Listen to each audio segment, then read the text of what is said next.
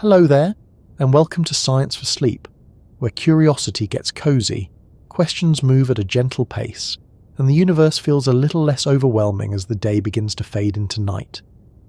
Wherever you happen to be listening from, whether you're curled up under a blanket, leaning back in a chair, or letting the glow of a screen be the last light in the room, I am glad you are here for this quiet journey.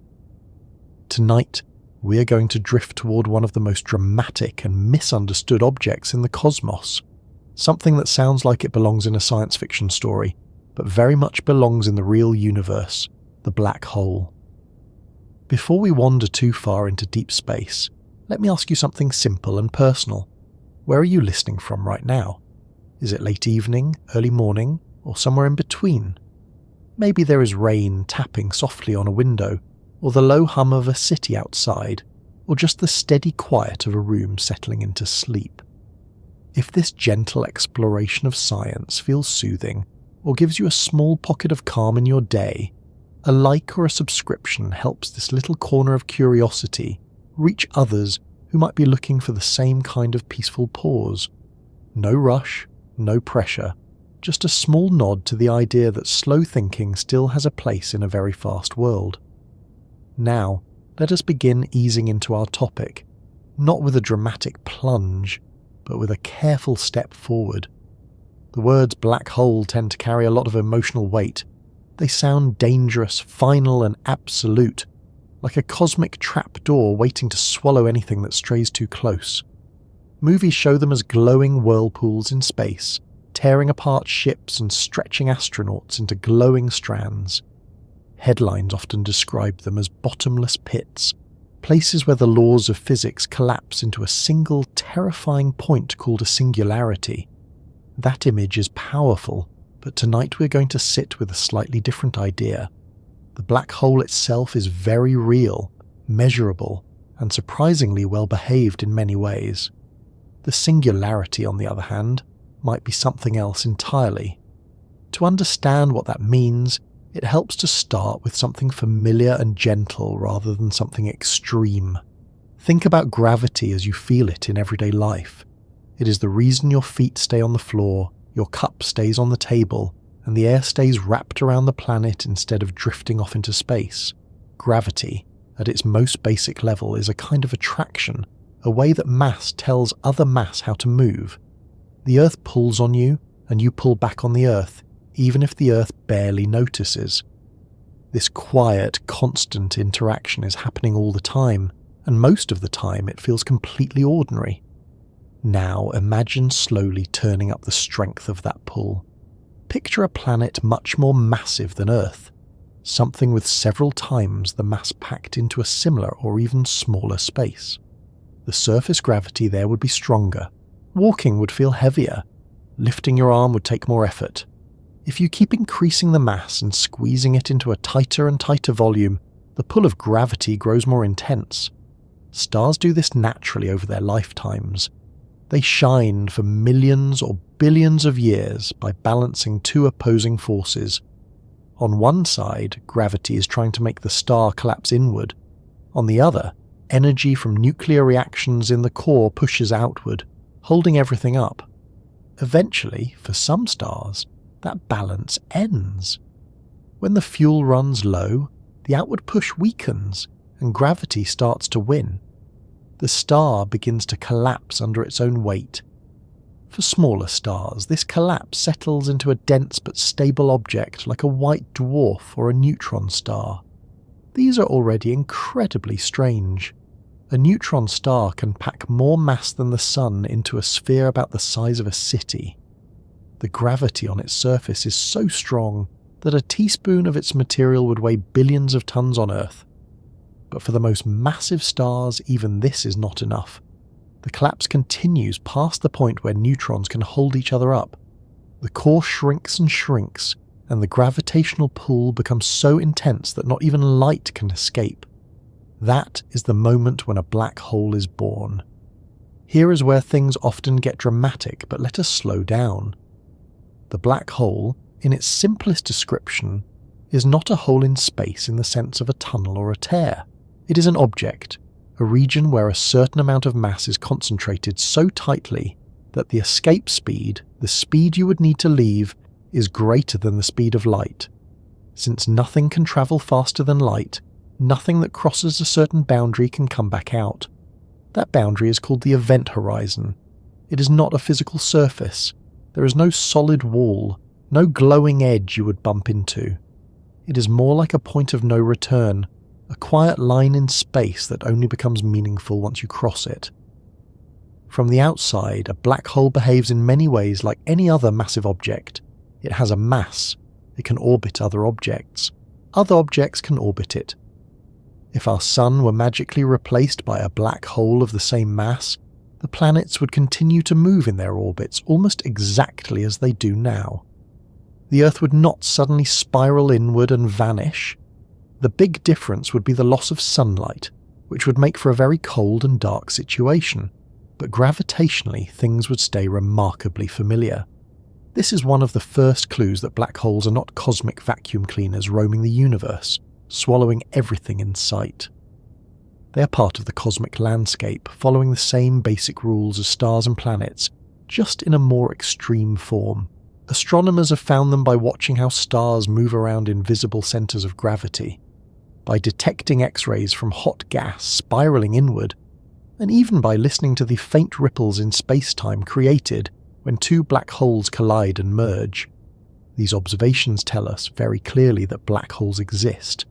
They are not just mathematical ideas, they are physical objects out there in the universe, doing their quiet, heavy work.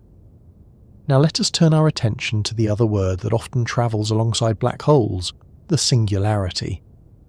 In popular explanations, the singularity is described as a point at the centre of the black hole, where all the mass is crushed into an infinitely small, infinitely dense spot. Infinity is a big, dramatic word, and it tends to stop conversations in their tracks.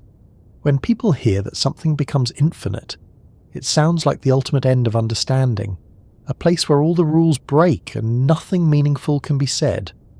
But in physics, the appearance of infinity usually raises a different kind of reaction. It often signals not that the universe has done something truly infinite, but that our current theories have reached the edge of what they can describe. To see why, it helps to think about how scientific theories work. A theory is a model, a structured way of describing how things behave based on certain assumptions and mathematical tools. When you push a theory into a situation it was not designed to handle, it can start to give strange answers. Sometimes those answers include infinities. Take a simple example from everyday life. Imagine you have a map of a city that is drawn to show major roads, parks and buildings. It works very well for planning a drive or a walk. Now imagine using that same map to try to find the exact location of a single grain of sand on the sidewalk. The map does not have the level of detail needed for that task. If you try to force it, you might end up with nonsense results. The problem would not be that the sidewalk or the grain of sand is impossible. The problem would be that the map is being used outside its range of usefulness. Something similar happens with our theories of gravity. The main theory we use to describe black holes is Albert Einstein's general relativity. This theory treats gravity not as a force in the traditional sense, but as the curvature of space-time caused by mass and energy. Objects move along paths shaped by this curvature, like marbles rolling across a stretched rubber sheet. This picture has been incredibly successful. It predicts the motion of planets, the bending of light near massive objects, the expansion of the universe, and the behaviour of black holes with remarkable accuracy. However, general relativity is a classical theory. It does not include the effects of quantum mechanics, the set of rules that governs the behaviour of matter and energy at very small scales. When you use general relativity to describe the very centre of a black hole, the equations say that the curvature of space-time becomes infinite at a single point. Density goes to infinity. Tidal forces go to infinity. Time and space, in the math, stop behaving in any familiar way. That point is what we call the singularity. But notice what is happening here. We're using a theory that works beautifully at large scales and pushing it into a regime where very small scales and very high energies matter. That is exactly where quantum effects are expected to become important. The infinity is not necessarily telling us that the universe truly contains an infinitely dense point. It may be telling us that general relativity on its own is not the right tool for describing what happens there. This idea is not unique to black holes. In other areas of physics, infinities have appeared before and later disappeared when better theories were developed. In the early days of studying atoms, some calculations suggested that electrons should radiate away their energy and spiral into the nucleus, leading to a kind of collapse. The math pointed to a problem. The resolution came with the development of quantum mechanics, which provided a new framework that avoided those infinities and described stable atoms instead. So when physicists look at the singularity inside a black hole, many of them see it not as a physical object, but as a signpost. It is pointing to the place where our current understanding runs out. It marks the boundary between what we can confidently describe and what we still need to learn. From the outside, we cannot see inside a black hole. The event horizon blocks any direct information from escaping. That means, in practice, we cannot observe the singularity or whatever replaces it. All we can do is study how black holes behave from the outside and use our theories to make educated guesses about what might be happening within. This makes black holes a kind of natural laboratory for testing ideas about the deeper structure of reality. Some modern approaches to this problem come from attempts to combine general relativity with quantum mechanics into a single, unified framework often called quantum gravity. There are several candidate theories, and they do not all agree with each other, but many of them share an interesting feature. When they are applied to the interior of a black hole, the sharp, infinite singularity tends to soften. Instead of a single point of infinite density, the math suggests a region of extremely high but finite density, or a different kind of structure altogether. One idea is that the core of a black hole might be something like a quantum bounce, where the collapse is halted and redirected by quantum effects. Another suggests that information about everything that falls in is somehow encoded on the surface of the event horizon, in a way that makes the interior less mysterious than it seems. There are also models where spacetime itself becomes granular at very small scales, preventing true infinities from forming. None of these ideas has been confirmed yet. They are active areas of research, and each one comes with its own questions and challenges. What they share, though, is a reluctance to accept the singularity as a literal physical point of infinite density. Instead, they treat it as a placeholder, a name we give to a region where our current descriptions fail. This brings us back to the central idea we're gently circling tonight. The black hole is real. We can detect it, measure it, and describe many of its properties with great confidence. The singularity, in contrast, may not be a real, physical thing in the same sense. It may be a feature of our equations rather than a feature of the universe. As you let that idea settle, notice how different it feels from the dramatic images often associated with black holes.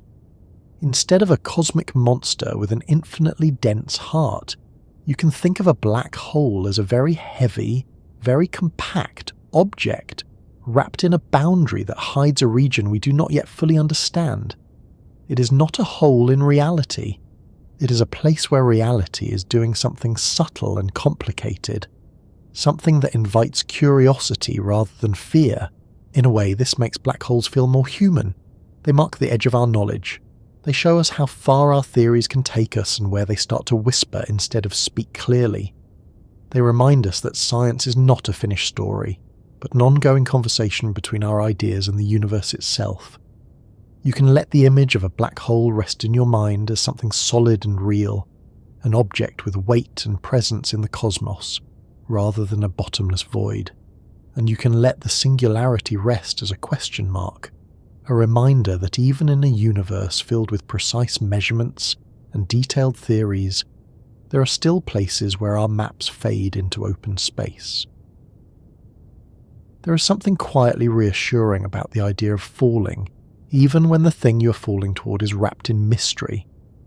Not the sudden, stomach-lurching kind of fall that comes from missing a step on the stairs, but the slow, imagined descent that happens in the mind when you picture drifting through space, guided not by engines or maps but by gravity itself. Tonight, that is the kind of fall we're going to explore. Not as an emergency, not as a disaster, but as a gentle way of thinking about what it means to move toward the unknown, especially when that unknown is shaped like a black hole. To begin, it helps to step away from the dramatic images that often come to mind. Forget for a moment the glowing spirals, the stretching astronauts, and the roaring cosmic winds. Instead, imagine yourself very far away from any black hole at all. You're in deep space, where there is no air, no up or down, and no real sense of motion unless something changes around you.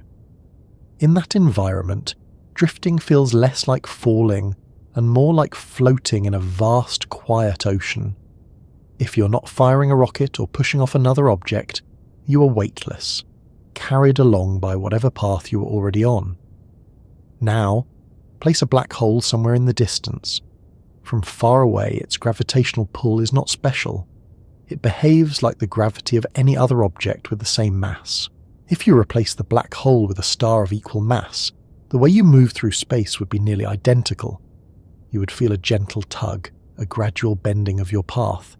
There would be no sudden snap, no invisible hand yanking you forward. Gravity, at these distances, is patient. It works over time, shaping trajectories slowly and predictably. This is the first layer of comfort in the unknown.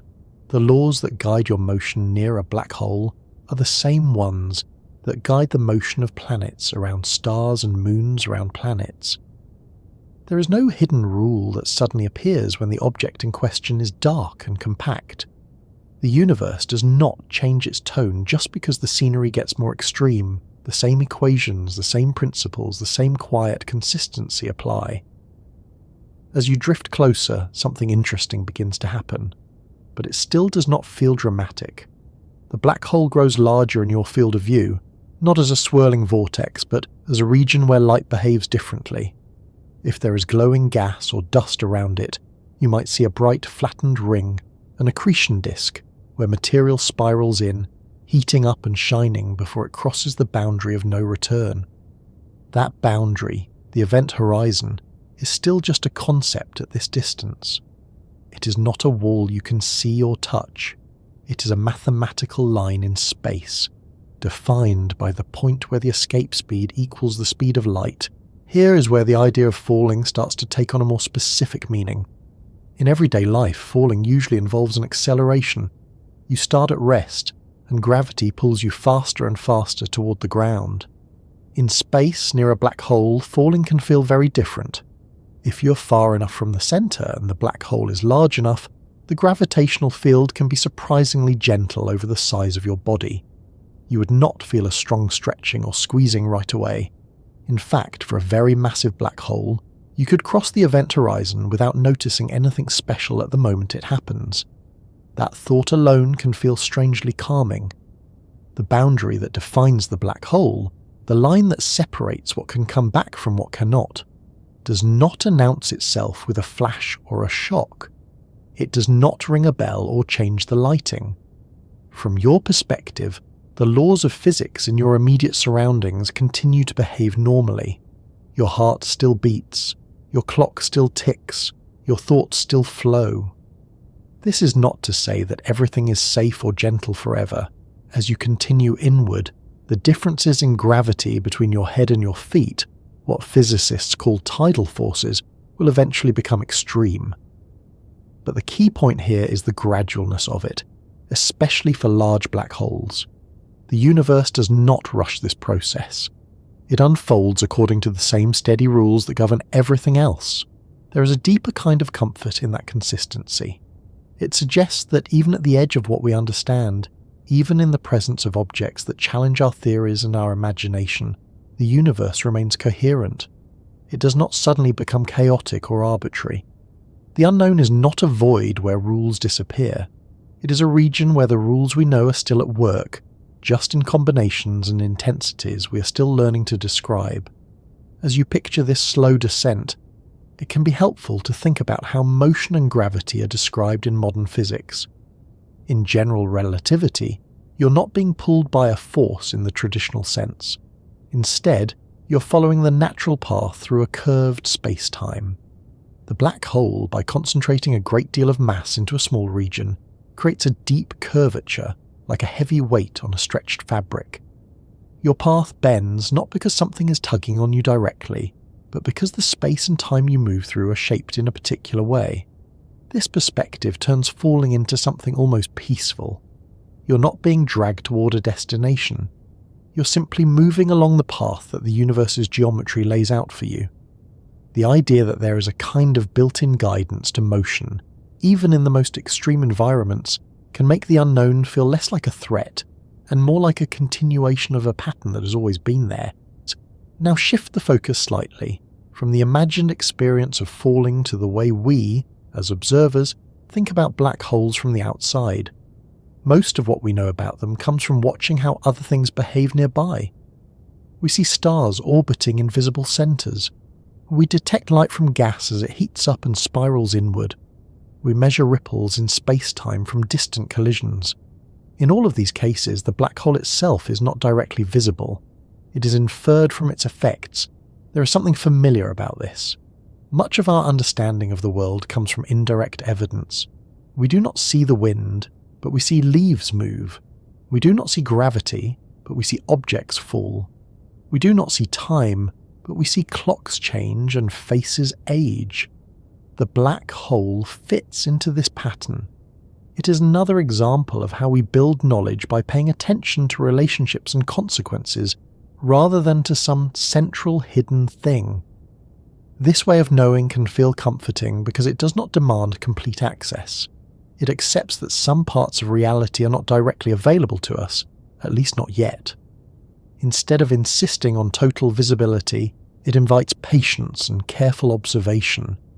It encourages a kind of humility, a recognition that understanding can grow without needing to conquer every last mystery all at once.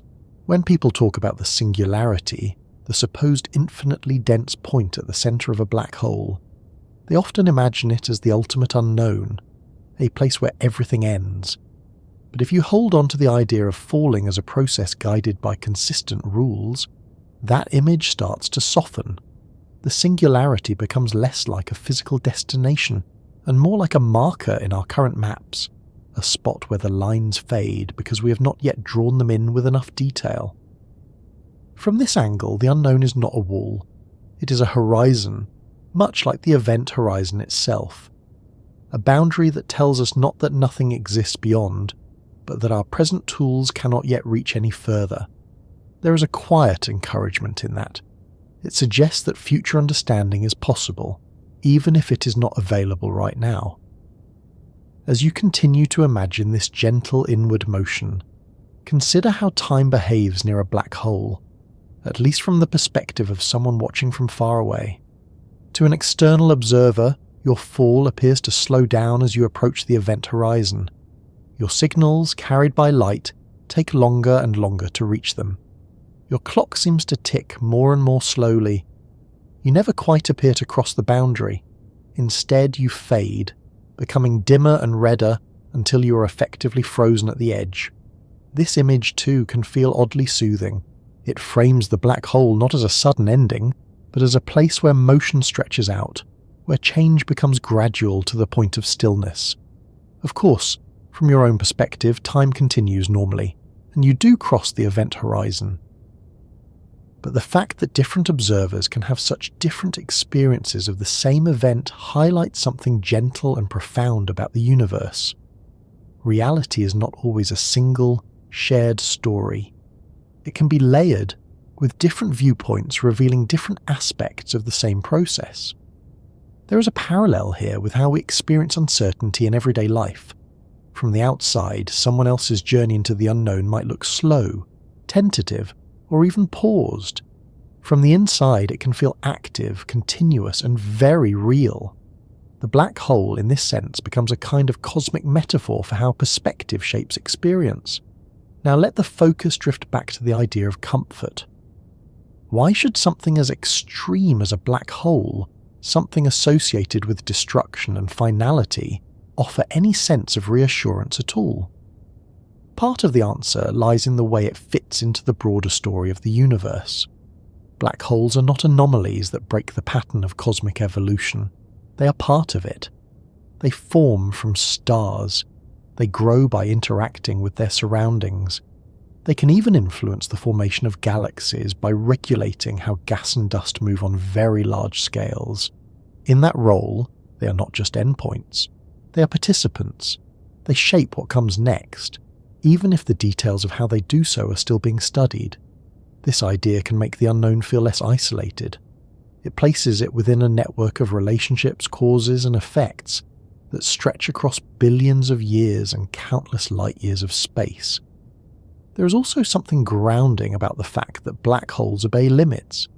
They are defined by just a few basic properties: mass, spin, and electric charge. This simplicity is sometimes summarized by a phrase that physicists use, saying that black holes have no hair, meaning no extra distinguishing features. While the phrase is playful, the idea behind it is serious. It suggests that, despite all the complexity of what might fall into a black hole, the object itself can be described in a very clean, minimal way. That kind of simplicity at the heart of something so extreme can feel like a form of order. It hints that the universe, even at its most dramatic, leans toward patterns that can be captured in a few clear ideas.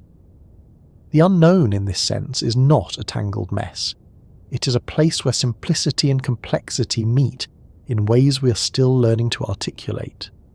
As you sit with these thoughts, it is worth noticing how much of this exploration happens in the imagination. None of us can actually fall into a black hole, and even if we could not report back.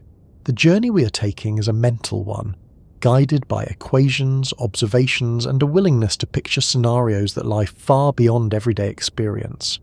That willingness itself is a kind of comfort. It shows that the human mind is not limited to what is immediately present.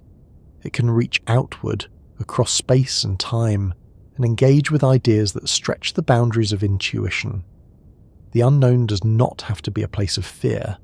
It can be a place of curiosity, a space where questions are allowed to exist without immediate answers. This attitude toward the unknown is reflected in how scientists approach black holes and the singularity question. There is no rush to declare the mystery solved. Instead, there is a steady, careful process of building better models, designing more sensitive instruments, and finding new ways to test ideas against observation. Progress comes in small steps, each one adding a little more detail to the picture. You can think of this process as a kind of collective falling, not toward a final point, but toward deeper understanding. Each generation moves a little closer to the boundaries of what can be known, guided by the same underlying rules supported by the work that came before. The unknown, when approached slowly and thoughtfully, does not have to feel like a void. It can feel like an open space, a region where questions are not signs of failure, but invitations to keep looking. It is easy to build an entire picture of black holes without ever opening a physics book. All you need is a handful of movies, a few dramatic documentaries, and perhaps an image of a glowing spiral pulled from a headline. In those stories, black holes roar, twist, and tear apart anything that dares to come near. Spaceships are stretched into thin strands of light. Time freezes. The universe itself seems to bend in protest. These scenes are exciting, memorable, and very good at one thing: making black holes feel like cosmic villains waiting in the dark. Tonight, let us take a calmer look. Not to strip away the wonder, but to replace the dramatic promises with something quieter, steadier, and in many ways more interesting. Because black holes really do exist, and they really are strange, but the way they behave in the universe is far less theatrical and far more subtle than most stories suggest. To start, it helps to remember how we usually meet black holes in fiction.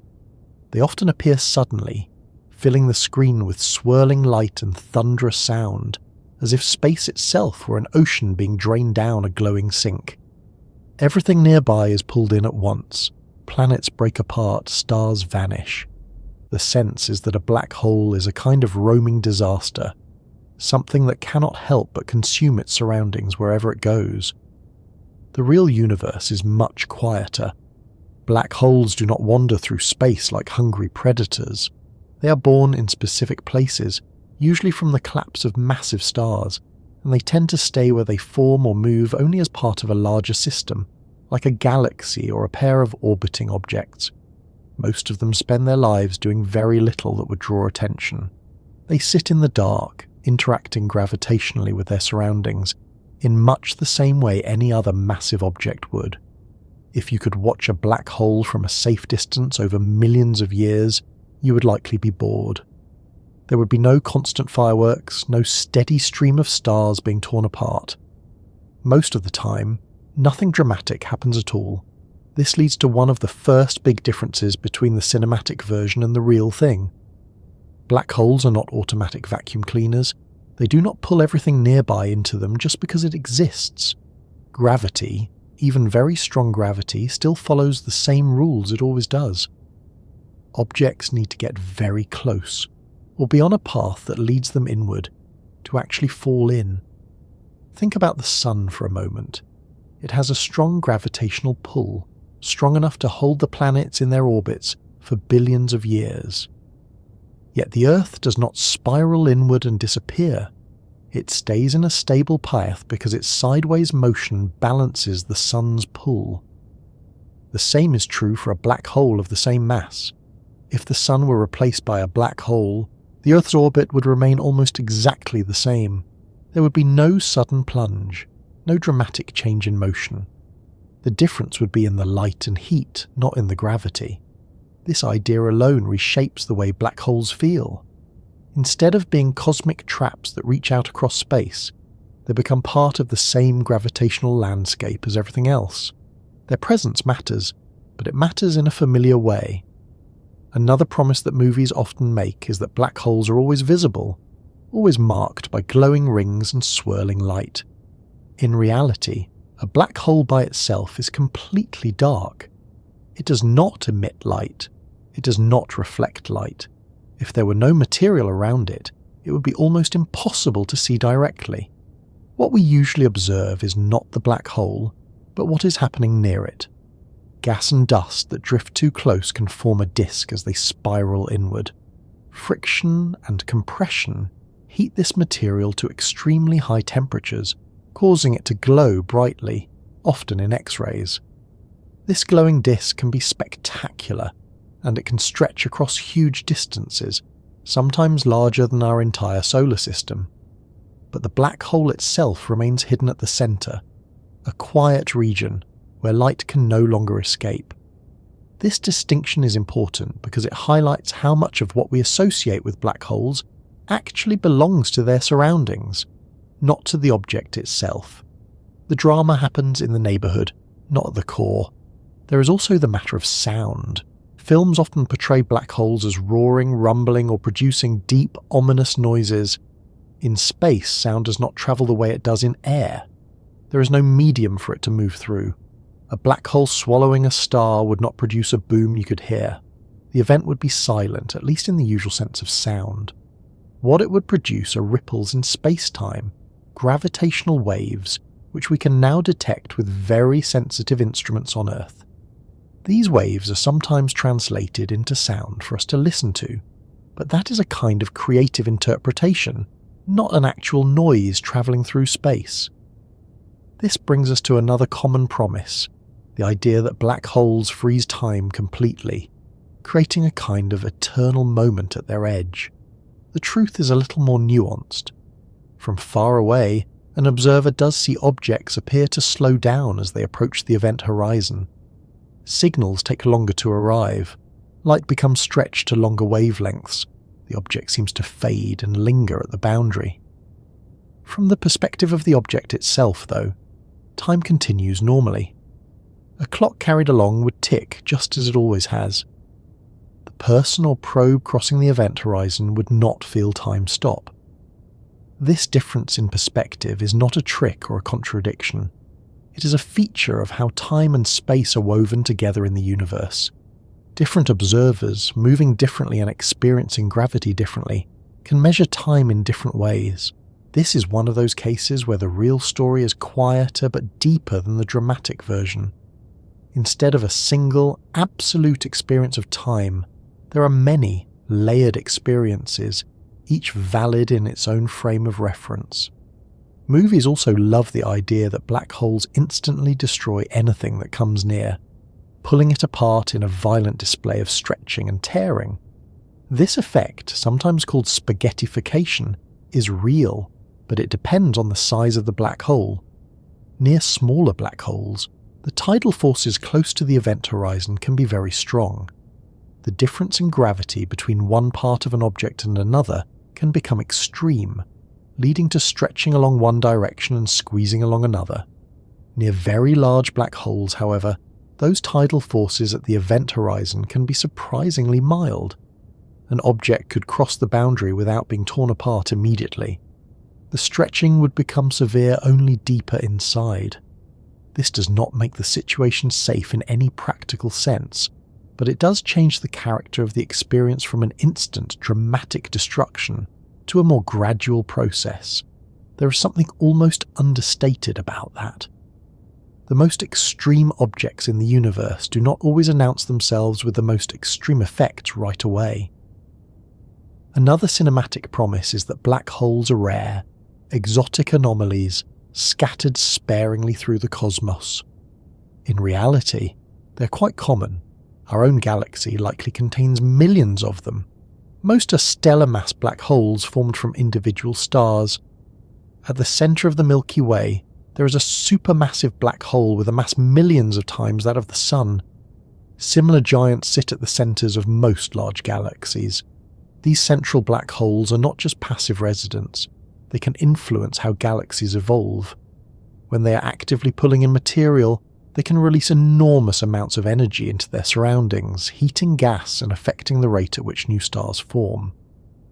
In this way, black holes become part of the large-scale story of how structures in the universe grow and change over billions of years. This role is rarely shown in popular stories, but it adds another layer of reality to the picture. Black holes are not just endpoints. They are participants in a long, ongoing process. There is also the promise that black holes are completely isolated, cut off from the rest of the universe once something falls in. The truth is more subtle. While information about what crosses the event horizon cannot escape in the usual way, black holes themselves are not entirely disconnected. They can merge with other black holes, combining their masses and spins. They can emit radiation, at least in theory, through a process known as Hawking radiation, which suggests that black holes can very slowly lose mass over extremely long timescales. This idea that even black holes are not perfectly eternal adds a gentle note to their story. Given enough time, far more than the current age of the universe, they may fade away, returning their energy to the cosmos in a different form. The universe, in this view, does not build anything that lasts forever, not even its darkest, heaviest objects. One of the biggest differences between the promised black holes of fiction and the real ones of physics lies in how we know about them. In stories, they are often encountered directly, faced head-on by characters who can see, hear, and react to them in real time. In science, black holes are known mostly through careful measurement and inference. Astronomers track the motion of stars near invisible centres. They analyse the light from hot gas. They detect tiny distortions in spacetime from distant mergers. This method of discovery is slow and patient. It involves long periods of observation, careful checking of data, and constant comparison with theoretical models. The result is a picture that is less visually dramatic but more reliable. Each piece of evidence adds to a growing body of knowledge that can be tested, refined, and sometimes corrected. There is a kind of quiet satisfaction in that process. It shows that understanding does not always come from bold confrontations with the unknown, but often from steady attention and a willingness to let patterns emerge over time. Another promise that often appears in stories is that black holes are perfect symbols of ultimate mystery, places where science simply gives up. While it is true that there are deep questions about what happens inside them, it is also true that black holes are among the best tested predictions of general relativity. The way they affect their surroundings, the way they merge, and the way they warp space-time all match the theory's predictions remarkably well. In that sense, black holes are not just mysterious, they are also reassuring. They show that our understanding of gravity, at least on large scales, is on solid ground. The unknown parts, such as the nature of the interior and the fate of information, stand out precisely because so much else works so well. This balance between the known and the unknown is part of what makes black holes so compelling. They are not blank spots on the map. They are regions where the map is detailed and precise up to a certain boundary and then fades into questions. That fading edge invites exploration rather than resignation. There is also a personal dimension to how we relate to these objects. The way they are portrayed in movies often mirrors how we think about uncertainty in our own lives. The black hole becomes a symbol of the final, the overwhelming, the thing that swallows plans and possibilities. The real black hole, with its quiet presence and steady behaviour, offers a different metaphor. It suggests that even the most unknown parts of reality are embedded in a larger, consistent framework. The universe does not suddenly change its character when we reach the edge of our understanding. It continues to follow its patterns, even if we have not yet learned how to describe all of them. As you let this more grounded image settle in, notice how it changes the emotional tone of the idea. The black hole becomes less of a threat and more of a feature, less of a monster and more of a landmark. It marks a place where the universe does something extreme, but not arbitrary. This does not take away the sense of wonder. If anything, it deepens it. There is something remarkable about an object that can be described by a few simple properties, influence the structure of entire galaxies, and still hide a region that challenges our best theories. That combination of simplicity and depth is rare and powerful. The stories we tell in movies often need clear conflicts and dramatic stakes. The universe does not. It unfolds according to its own rhythms, with moments of violence and moments of calm, with long stretches of quiet punctuated by brief, intense events. Black holes fit naturally into that rhythm. They are born in stellar explosions, grow through slow accretion and occasional mergers, and spend most of their time simply being what they are. Long before anyone pointed a telescope at the sky or wrote an equation about curved spacetime, gravity already had a quiet reputation. It was the reason apples fell, rivers flowed downhill, and your feet stayed planted on the floor instead of drifting off into the air. It was familiar, reliable, and almost invisible in its everyday presence. Yet somewhere in the deep logic of the universe, that same gentle pull learned how to do something that sounds almost impossible at first, to hold on to light itself. That idea alone can feel strange in a comforting way. Light is often treated as the ultimate traveller, the fastest messenger, the one thing nothing can catch. It crosses empty space at a speed so high that, on human scales, it might as well be instant. Sunlight takes a little over 8 minutes to reach Earth, which seems slow only because the distance is unimaginably large. On the scale of a room, light moves so quickly that the delay is too small to notice. So how does gravity, something we associate with slow, steady motion, learn to trap something that fast? To ease into that question, it helps to start with a simpler picture of motion. Imagine throwing a ball straight up into the air. It rises, slows down, stops for a brief moment at the top of its arc, and then falls back down. The reason it comes back is gravity. The Earth's pull slows it, takes away its upward motion, and eventually reverses it. Now imagine throwing the ball faster. It goes higher before turning around. Throw it faster still, and it goes higher again. There is a certain speed, called the escape velocity, where if you throw the ball that fast, it will never come back down. It will keep moving upward, leaving Earth's gravitational influence behind.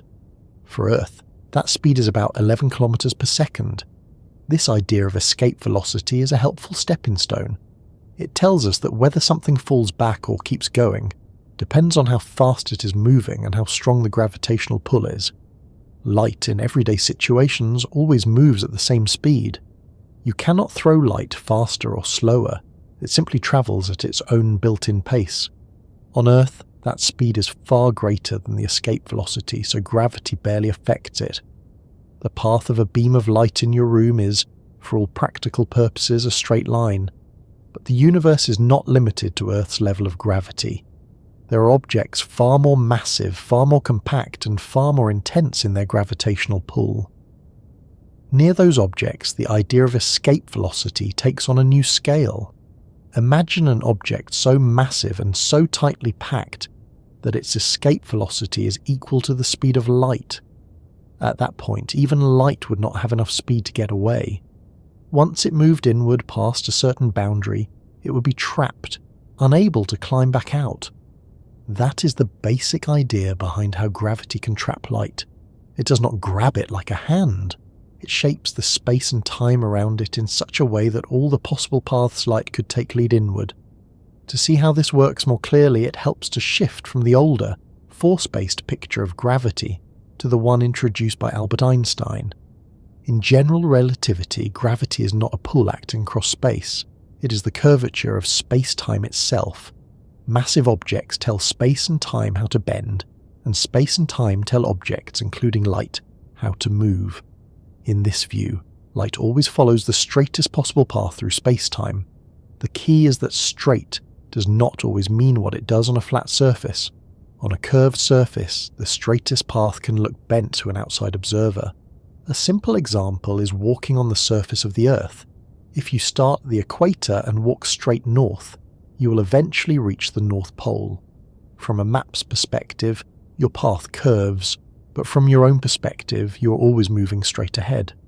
The surface itself is curved, and your straight path follows that curvature. Light near a massive object does something similar. The space-time around the object is curved, so the straightest path through that region bends. This is why we see light from distant stars bend as it passes near the Sun, an effect known as gravitational lensing. The Sun's mass curves space-time just enough to shift the apparent position of the stars behind it. This bending of light is usually gentle and subtle. It takes careful measurements to detect. But as you move closer to more massive and compact objects, the curvature becomes stronger, and the bending becomes more dramatic. Near a black hole, the curvature of space-time is so extreme that the straightest possible paths for light can form closed loops or lead inexorably inward. There is a region where light can orbit the black hole, travelling in circles, caught in a delicate balance between moving forward and falling inward. This region is sometimes called the photon sphere. Inside a certain boundary, the event horizon, all the possible straight paths through space-time lead deeper in. There is no path that leads outward. Light does not slow down or run out of energy. It simply follows the geometry it is given, and that geometry points only one way. This geometric way of thinking can feel oddly gentle. Instead of imagining light being yanked or crushed, you can picture it as faithfully following the shape of the space it moves through. The trapping happens not because light changes, but because the stage it moves on becomes so deeply curved that there is no outward direction left. There is a quiet elegance in that. The same rule applies everywhere. Light always takes the straightest path available. The difference near a black hole is that straight leads somewhere very different than it does in empty space. To understand how gravity learned to do this, it is worth stepping back and looking at the broader history of how we came to this idea. For centuries, gravity was described using Isaac Newton's framework. In that picture, gravity was a force acting at a distance. Objects pulled on each other, and light, which was often thought of as a stream of tiny particles, could, in principle, be affected by that pull. In fact, even in the 18th century, scientists speculated about the possibility of dark stars, objects so massive that their escape velocity would exceed the speed of light. This was before the modern understanding of light and long before Einstein. The idea was there in a rough conceptual form, waiting for better tools to make it precise. Einstein's contribution was to provide those tools. By linking gravity to the geometry of space-time, he created a framework where the trapping of light was not just possible, but a natural outcome of the equations. When enough mass is concentrated in a small enough region, the curvature becomes strong enough to form a boundary from which no light can escape. This was not just a theoretical curiosity. The equations predicted a specific relationship between the mass of an object and the size of this boundary. That relationship defines what is now called the Schwarzschild radius, the radius of the event horizon for a non-rotating black hole. For an object like the Earth, that radius is tiny, far smaller than an atom. For the Sun, it is about 3 kilometers. For a supermassive black hole at the center of a galaxy, it can be millions or even billions of kilometers across. These numbers give a sense of how compact a black hole really is. It is not just heavy, it is heavy in a very small space. That combination is what allows gravity to shape space-time so strongly that even light cannot find a way out. There is another layer to this story that adds to its calm, almost methodical feeling.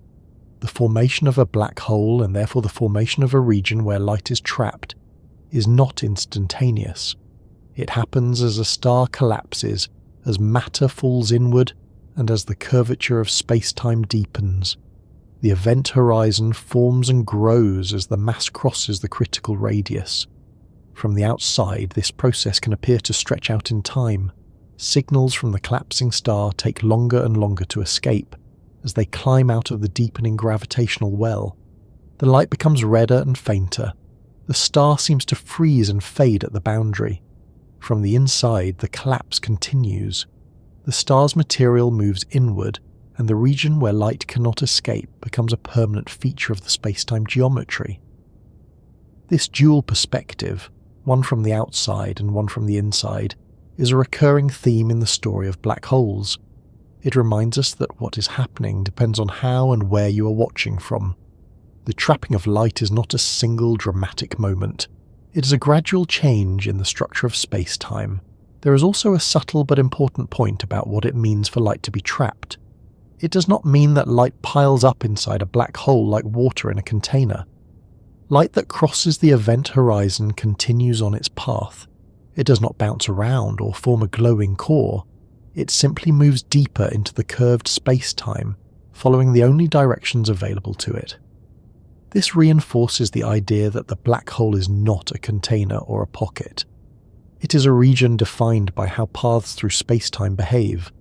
The trapping of light is a statement about geometry, not about walls or barriers. As you let this settle, it can be interesting to think about how different this picture is from the one suggested by everyday language. Words like hole, trap, and edge make it sound as though there is a physical structure doing the work. The reality is more abstract and in a way more peaceful. The work is done by the shape of space-time itself, a shape that emerges naturally from the presence of mass and energy. This also helps explain why the singularity, the supposed infinitely dense center, is not required for the trapping of light. The event horizon, the boundary that light cannot cross outward, is defined entirely by the mass and size of the object. It exists whether or not there is an actual point of infinite density at the center. In other words, gravity does not need an infinitely small, infinitely dense core to learn how to hold on to light. It only needs enough mass in a small enough region to curve space-time deeply. The trapping happens at the horizon, not at the center. This distinction is important for the broader idea we've been exploring, that the black hole is real and well-defined, while the singularity may be a feature of our current theories rather than a physical object. The boundary that traps light is something we can describe, measure, and even observe indirectly. It is a concrete part of the universe's structure. As you imagine light approaching this boundary, picture it not as a desperate struggle, but as a steady journey along a path that gradually turns inward. Far away, the path looks almost straight. Closer in, it curves more. At the horizon, all the paths lead in the same direction. There is no sudden snap, just a quiet alignment of possibilities. This way of thinking can feel surprisingly gentle. It takes something that sounds violent and recasts it as a matter of direction and shape. The universe is not slamming a door on light. It is shaping the space light moves through so that the door is no longer part of the map. There is a broader philosophical note here as well. The idea that light, the ultimate messenger, can be guided and limited by the structure of space-time suggests that even the most fundamental aspects of reality are relational. Nothing exists entirely on its own. How something behaves depends on the context it is in, the environment it moves through, and the structures that surround it. Gravity. Learning to trap light is not a story about a force becoming stronger in isolation. It is a story about how mass, space, and time interact to create new possibilities. It is a story about relationships, not just properties.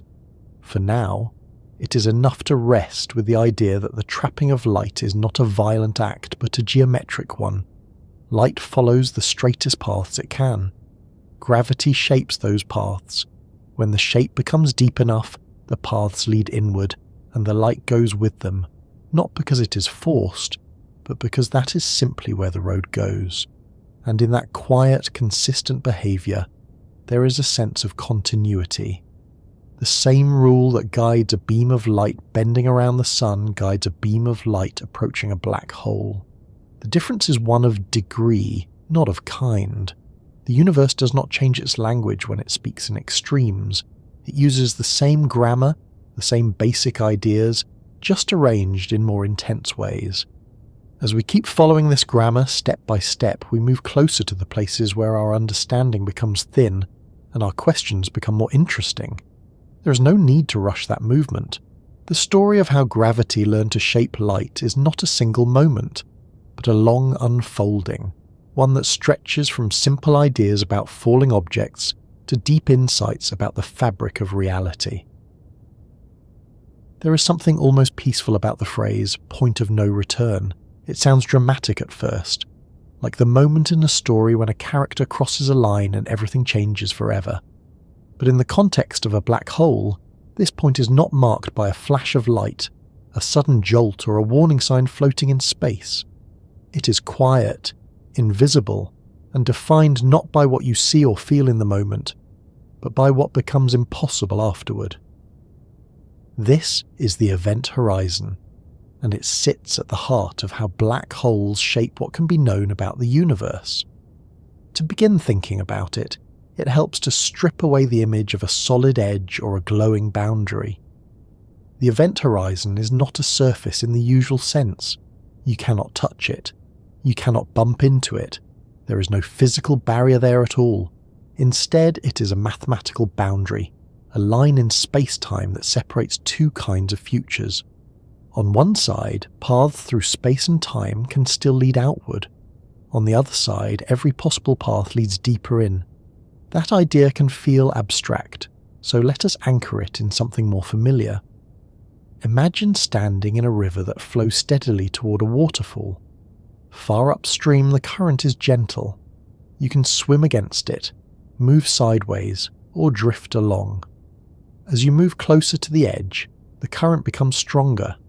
At some point, the flow becomes so fast that no matter how hard you swim, you cannot make progress back upstream.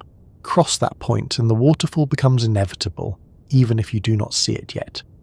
In this picture, the water is like the flow of space-time and you are like a beam of light or a particle moving through it.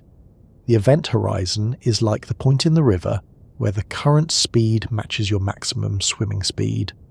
Beyond that, all motion leads in the same direction. The key difference, of course, is that in a black hole, the current is not water. It is the structure of space-time itself.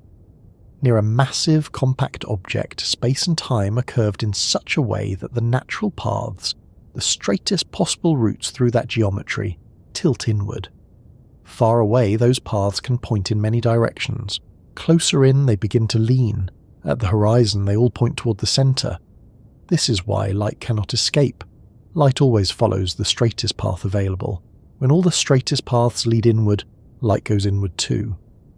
What makes this boundary especially interesting is how unremarkable it can feel from the perspective of someone crossing it, at least for a large black hole. If the black hole is massive enough, the tidal forces at the horizon can be small. You would not feel a sudden stretching or squeezing. There would be no physical sensation that announces, "You are crossing the line now." Your instruments would continue to work. Your clock would continue to tick. The laws of physics in your immediate surroundings would look the same as they did just moments before. The horizon does not create a local disturbance. It changes the global structure of what is possible. This difference between local experience and global consequence is one of the quiet, profound aspects of the event horizon. In your own frame of reference, nothing special happens at the crossing. In the larger picture of space-time, everything about your future changes. From the outside, the story looks very different. An observer far away never sees you cross the horizon. As you approach it, the signals you send take longer and longer to reach them. Your light becomes stretched to longer wavelengths, fading from visible to infrared to radio, and eventually becoming too weak to detect. To that distant observer, you appear to slow down and freeze at the boundary, becoming dimmer and dimmer without ever quite disappearing. This is not an illusion in the usual sense. It is a real effect of how time and gravity interact.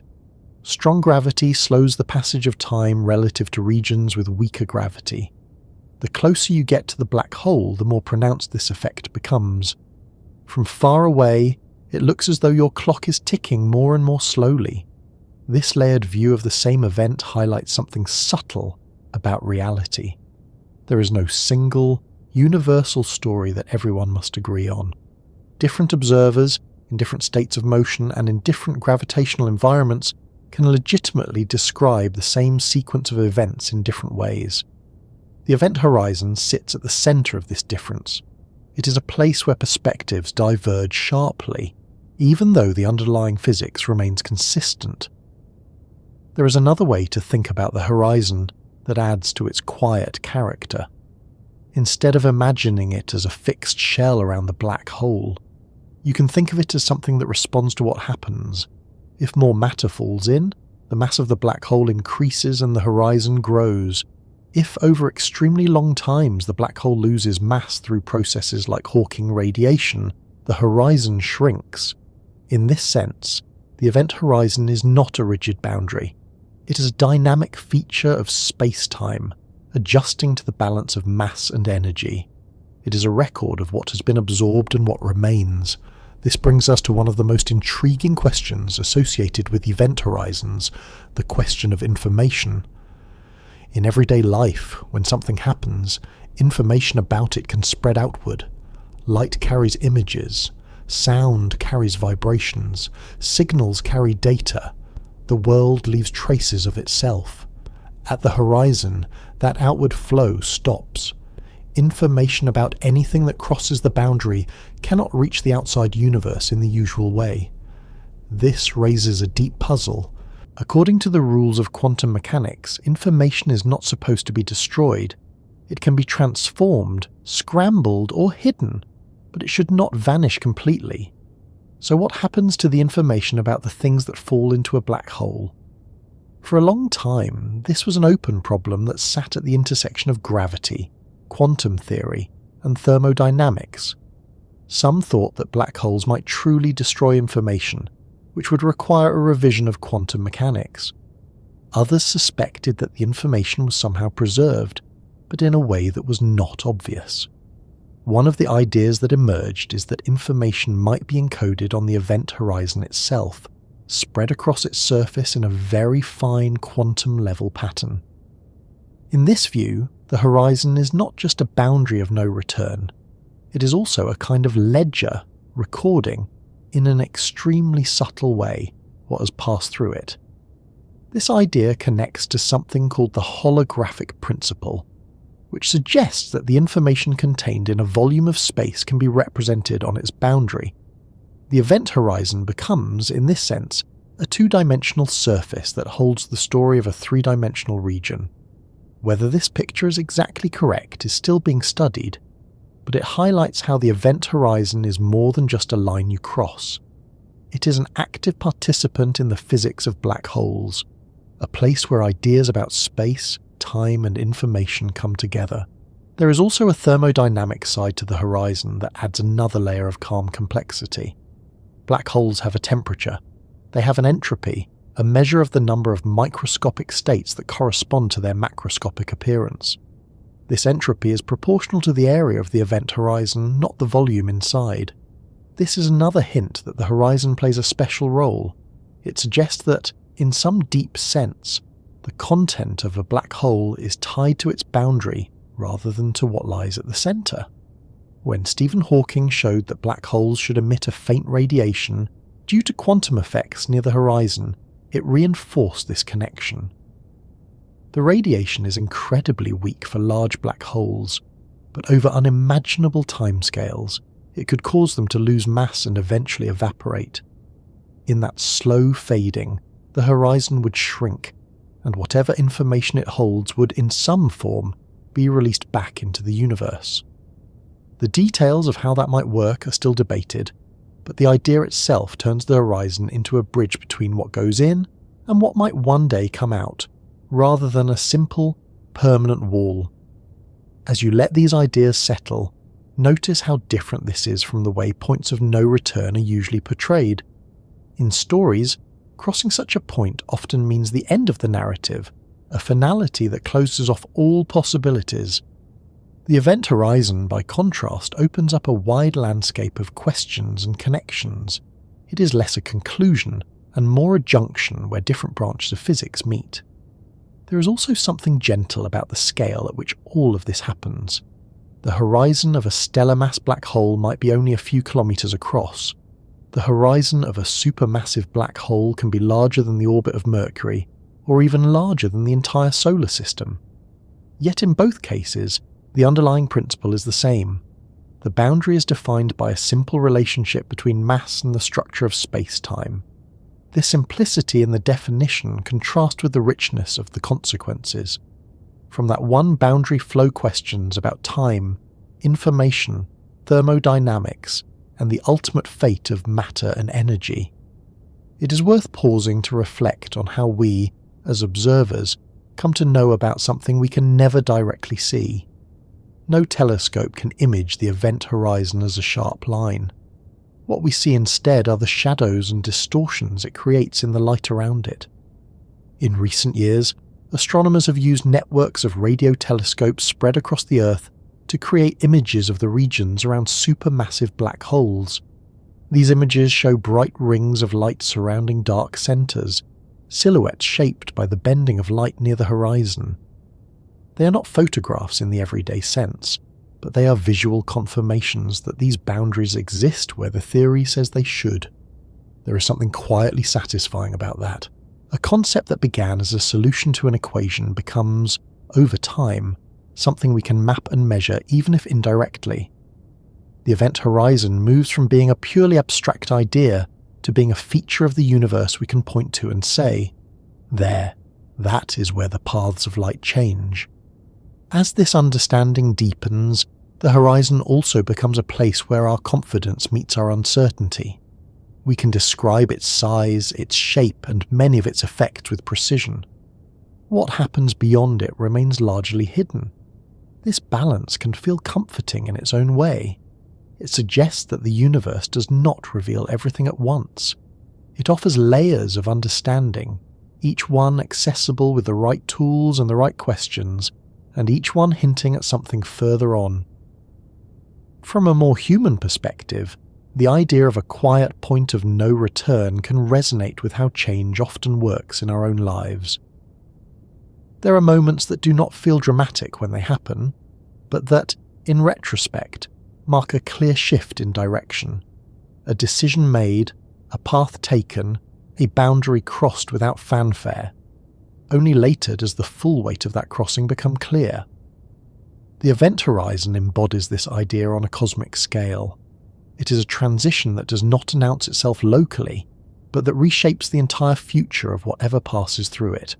You can let the image of the event horizon rest as a calm, steady boundary, not a dramatic cliff, but a smooth, continuous surface in the geometry of space-time.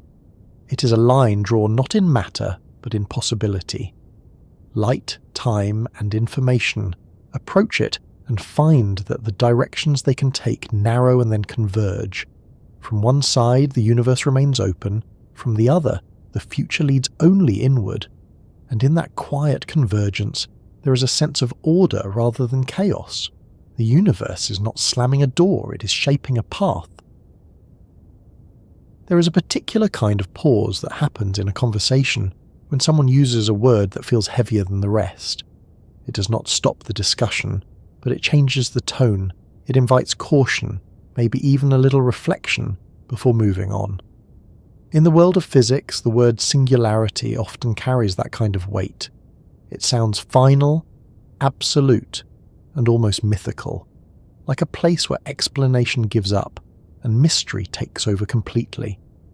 And yet, for many physicists, the word does not inspire awe so much as it inspires unease. To understand why, it helps to step back from black holes for a moment and think about what a singularity actually means in a mathematical sense. In everyday language, we might use the word to mean something unique or special. In mathematics and physics, it has a more specific and less poetic meaning. A singularity is a point where a mathematical description stops working, where certain quantities blow up to infinity or become undefined. Imagine drawing a simple curve on a piece of paper, something smooth and continuous. Now imagine a point on that curve where it suddenly shoots straight up, becoming infinitely steep. At that point, the usual way you describe the slope of the curve no longer works. The slope becomes infinite. That point is a kind of singularity in the math. It is not necessarily telling you that something physically infinite exists on the page. It is telling you that the particular way you are describing the curve cannot handle what is happening there. This distinction is subtle but important. In physics, equations are our maps of reality. They are not reality itself. When those equations produce infinities, it often signals that the map has reached the edge of its usefulness, not that the terrain itself has become truly infinite. With that in mind, return to the black hole. In the framework of general relativity, when you follow the equations inward past the event horizon, they predict that the curvature of space-time becomes infinite at a single point, the center. Density becomes infinite. Tidal forces become infinite. Time and space, as described by the math, stop behaving in any familiar way. That point is what we call the singularity. On paper, it sits there as a stark, dramatic feature. But in the minds of many physicists, it raises a red flag. Infinities in physical theories are often treated as signs of trouble. They suggest that something important has been left out of the description. There is a long history of this in science. At the end of the 19th century, classical physics ran into a problem known as the ultraviolet catastrophe. Calculation suggested that a hot object should emit an infinite amount of energy at short wavelengths. Obviously, that does not happen in the real world. The infinity in the equations was a clue that the theory was missing something. The resolution came with the development of quantum mechanics, which introduced new rules and eliminated the infinity. Another example appears in the early models of the atom. Classical physics predicted that electrons orbiting a nucleus should radiate energy and spiral inward, collapsing the atom. Again, that does not happen. The problem was not that atoms were secretly collapsing. The problem was that the theory being used did not apply at that scale. Quantum mechanics replaced it with a new framework that produced stable atoms without infinities. These stories shape how physicists react when they see an infinity appear in their equations. It is not usually taken as a final answer. It is taken as a hint. So when general relativity predicts a singularity at the center of a black hole, many physicists interpret that not as a literal point of infinite density, but as a sign that general relativity by itself is being pushed beyond the domain where it can be trusted. General relativity is a classical theory. It treats space-time as a smooth, continuous fabric. It works incredibly well at describing large-scale structures like planets, stars, galaxies, and the overall expansion of the universe. But it does not include the effects of quantum mechanics, which become important at very small scales. Near the centre of a black hole, the densities and energies involved are expected to reach levels where quantum effects cannot be ignored. At that point, using a purely classical theory is like trying to describe the behaviour of individual atoms using the rules of fluid flow. You might get some rough ideas, but the details will be wrong, and the math may start to produce nonsense. The singularity, in this view, is the place where the mismatch becomes obvious. There is another layer to the discomfort around the word, and it has to do with predictability. One of the goals of physics is to take a set of initial conditions and use the laws of nature to predict what will happen next. A singularity, by definition, is a place where the laws, as currently written, cannot tell you what happens. The equations stop giving meaningful answers. In some cases, this can create a situation known as a breakdown of determinism. If you cannot calculate what comes out of a singularity, you cannot fully predict the future of the system. For a discipline built on the idea that the universe follows consistent, discoverable rules, this is deeply unsettling. There is a famous example of this in cosmology, the singularity associated with the Big Bang. When you run the equations of general relativity backward in time, they suggest that the universe began in a state of infinite density and temperature. That point, like the one at the centre of a black hole, is a singularity. Physicists are similarly uneasy about this. It marks a place where their current theories cannot describe what happened.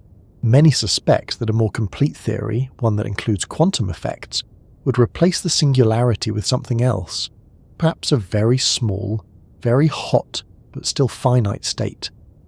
The parallel between black hole singularities and the Big Bang singularity is not lost on researchers. In some models, the two are even connected. A black hole in one universe might correspond to a kind of Big Bang in another. These ideas are speculative, but they highlight how singularities tend to appear at the edges of our understanding, both in the very small and the very large. Another reason the word makes physicists nervous is that it can be misleading in public discussions. When people hear infinite density or point of infinite mass, they often imagine something physically real and concrete, like a tiny super heavy object sitting at the centre of the black hole. But infinity is not a physical quantity in the same way that mass, length, or time is. You cannot measure infinity. You cannot put it on a scale. When it appears in an equation, it is often a sign that the equation has gone beyond what it was designed to handle. This does not mean that nothing is there. It means that we do not yet have the right language to describe what is there. Some physicists prefer to talk about the core or interior of a black hole without committing to the idea of a singular point. Others emphasize that the singularity is a feature of the mathematical solution, not necessarily a feature of the physical world. There is also a technical detail that adds nuance to the discussion. Not all singularities in general relativity are the same. Some are what physicists call coordinate singularities. These are places where the math looks like it is blowing up, but the problem is actually with the way the coordinates are chosen, not with the underlying geometry. The classic example is the event horizon itself.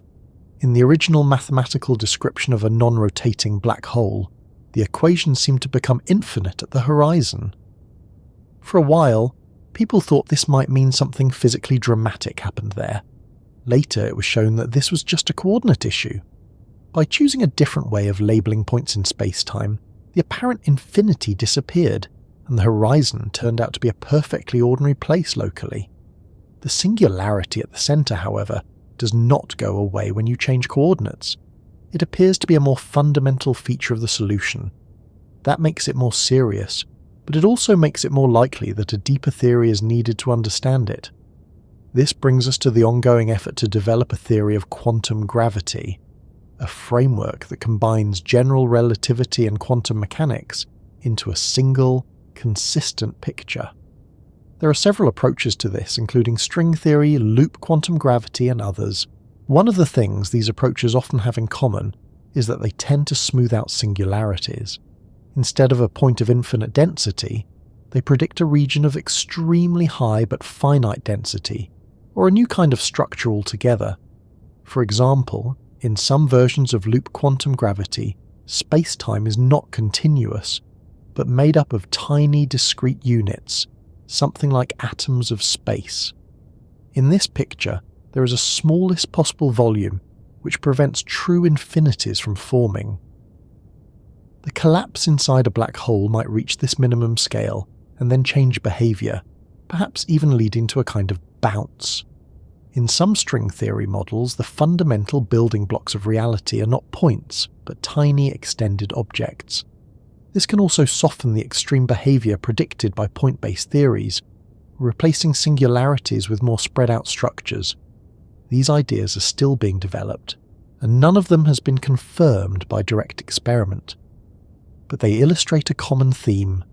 When physicists look at a singularity, they do not usually see a final answer, they see a challenge. There is also a conceptual discomfort with the idea of a true singularity, because it seems to break the link between cause and effect. If everything is crushed into a single point, what does it mean for one thing to influence another? How does time behave in such a place? Does it even make sense to talk about before and after? In general relativity, time and space are part of the same fabric. At a singularity, that fabric is said to be infinitely curved. The usual distinction between space and time can blur. This makes it hard to apply our everyday notions of sequence and change. Some researchers argue that this is another sign that the singularity is not a physical object, but a breakdown in the way we are trying to describe the situation. They suggest that a more complete theory would restore a meaningful sense of structure and evolution, even in the deepest interior of a black hole. There is also an observational side to this nervousness. The event horizon hides the interior of a black hole from the outside universe. That means, in practice, we cannot directly test what is happening near the supposed singularity. We can make theoretical predictions, but we cannot send a probe in and get data back. This lack of direct access makes it especially important to be cautious about taking mathematical results too literally. Without observational confirmation, it is harder to know whether a feature of a model corresponds to something physically real. This does not mean the models are useless. On the contrary, they have been incredibly successful at describing everything we can observe outside the horizon. It simply means that the region inside remains a place where theory outpaces evidence. There is a kind of humility built into this attitude. Instead of declaring that the universe contains a literal point of infinite density, many physicists prefer to say, "This is where our current description stops." That phrasing leaves room for future ideas. It also connects to a broader pattern in the history of science. Many of the biggest advances have come from places where existing theories broke down. The edges of understanding are often where the most interesting questions live. In that sense, the singularity is less like a destination and more like a signpost. It marks a place where the road we are on ends, not because the landscape ends, but because the map does. From a more philosophical perspective, there is something almost comforting about this. It suggests that the universe is not fully captured by any single framework. There is always more to learn, more to refine, more to explore. The word singularity, then, becomes a reminder of that openness. It points to a region of mystery, but not necessarily to a region of impossibility. There is also a practical aspect to this nervousness that shows up in how physicists talk to each other. In research papers and conferences, the word is often used carefully, with qualifications and context. It is not usually presented as a simple, literal description of what exists inside a black hole, but as a feature of a particular solution to a set of equations. This careful language reflects an awareness of how easily the idea can be misunderstood. It is a way of keeping the door open to alternative interpretations. As you sit with this, notice how the tone shifts from the dramatic to the thoughtful. The singularity, instead of being a terrifying point of infinite destruction, becomes a place where our knowledge becomes thin and our questions become more pointed. It is a place that invites patience rather than panic. This perspective also aligns with a broader theme of this journey, that the black hole itself is a well-defined physical object with clear, measurable properties, while the singularity is a feature of our current theoretical description, one that may change as our understanding deepens. The distinction matters because it shapes how we think about the limits of science. If the singularity is real in a literal sense, then there may be places in the universe that are fundamentally beyond explanation. If it is a placeholder for a better theory, then those places are not beyond understanding, just beyond our current reach. The nervousness around the word singularity is not a sign of fear, but of care. It reflects a deep respect for the difference between what our theories say and what the universe actually does. The singularity sits at the edge of that difference, a small, heavy word that carries a large question, and as long as that question remains open, it continues to draw attention, curiosity, and the slow, steady effort to understand what lies just beyond the boundaries of our current maps. Somewhere between the neat rows of symbols on a chalkboard and the quiet motion of stars in the night sky, there is a subtle shift that happens when our mathematical descriptions begin to lose their confidence. The equations do not stop. They still produce answers, but those answers start to feel less like clear statements and more like hints, less like firm ground and more like a soft edge where certainty thins out. This is the place we arrive at when we talk about black holes and the deep interior that our best theories can gesture toward but not fully describe. To understand what it means for equations to whisper, it helps to remember what they usually do. In most areas of physics, an equation is a kind of promise. You put in information about a system, and it tells you how that system will behave. If you know the position and speed of a planet, you can predict where it will be tomorrow. If you know the properties of a circuit, you can predict how current will flow. There is a satisfying sense of cause and effect, a feeling that the world, while complex, is still legible. General relativity, the theory that gives us black holes in the first place, is one of the most successful examples of this kind of promise. Its equations describe how mass and energy shape space-time, and how that curved space-time guides the motion of matter and light. With them, physicists can calculate the bending of light near the Sun, the slow drift of Mercury's orbit, the expansion of the universe, and the ripples in space-time created by colliding black holes. Over and over, observation has confirmed the predictions, but every map has edges, and every theory has a range where it works best. When you push general relativity toward the center of a black hole, something interesting happens. The calculations become extreme. Quantities like curvature, density, and tidal force grow larger and larger. Eventually, they reach values that the math represents as infinite. At that point, the equations are still producing output, but the output stops being physically meaningful in the usual way. Infinity is not something you can measure or observe. It is not a number you can compare to anything else. It is a sign that the model is being asked a question it cannot answer in its current form. This is what it means for the equations to whisper. They're telling you that you have reached the boundary of their authority.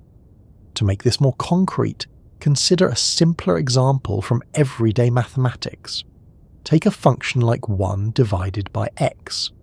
As x gets smaller and smaller, approaching 0, the value of the function gets larger and larger. At x equals 0, the function is undefined. The math does not tell you what the value is there, it simply stops. That does not mean there is a physical object with an infinite value at that point. It means the particular way you chose to describe the situation is no longer appropriate. In the case of black holes, general relativity is like that function. It describes space-time as a smooth, continuous fabric.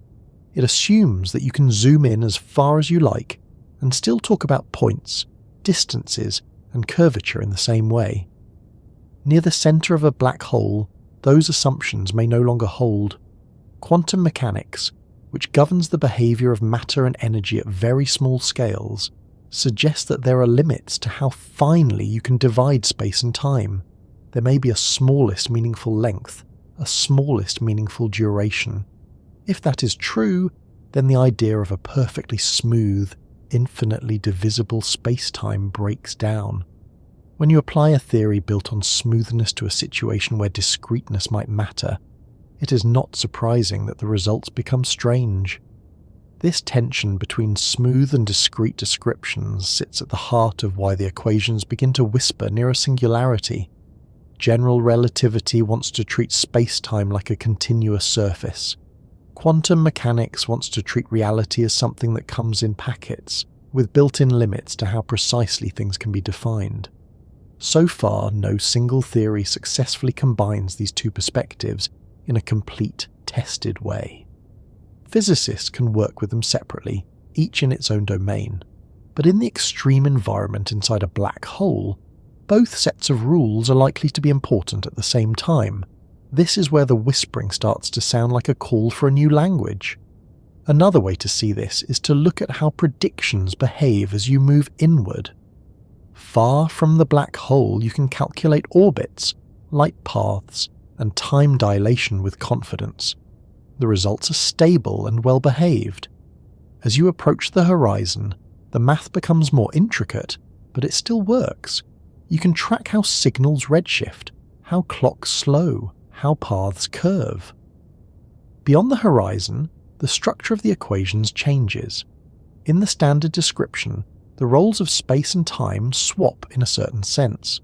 The direction that used to be forward in time becomes inward in space. This is not just a poetic statement. It shows up directly in the mathematical form of the solutions. In that region, moving toward the centre is as inevitable as moving into the future is in everyday life. You cannot stop it. You cannot turn around. The equations still describe this process, but the way they do it starts to feel more formal than intuitive. Then, as you push all the way to the centre, the quantities that describe curvature and density diverge. The equations do not tell you what space-time looks like there. They tell you that their own assumptions have failed. There is something almost self-aware about that. The math is not pretending to know more than it does. It is signalling that you have reached a limit. Physicists have a term for this kind of situation. They call it a breakdown of the theory. That does not mean the theory is wrong in the domains where it works. It means it is incomplete.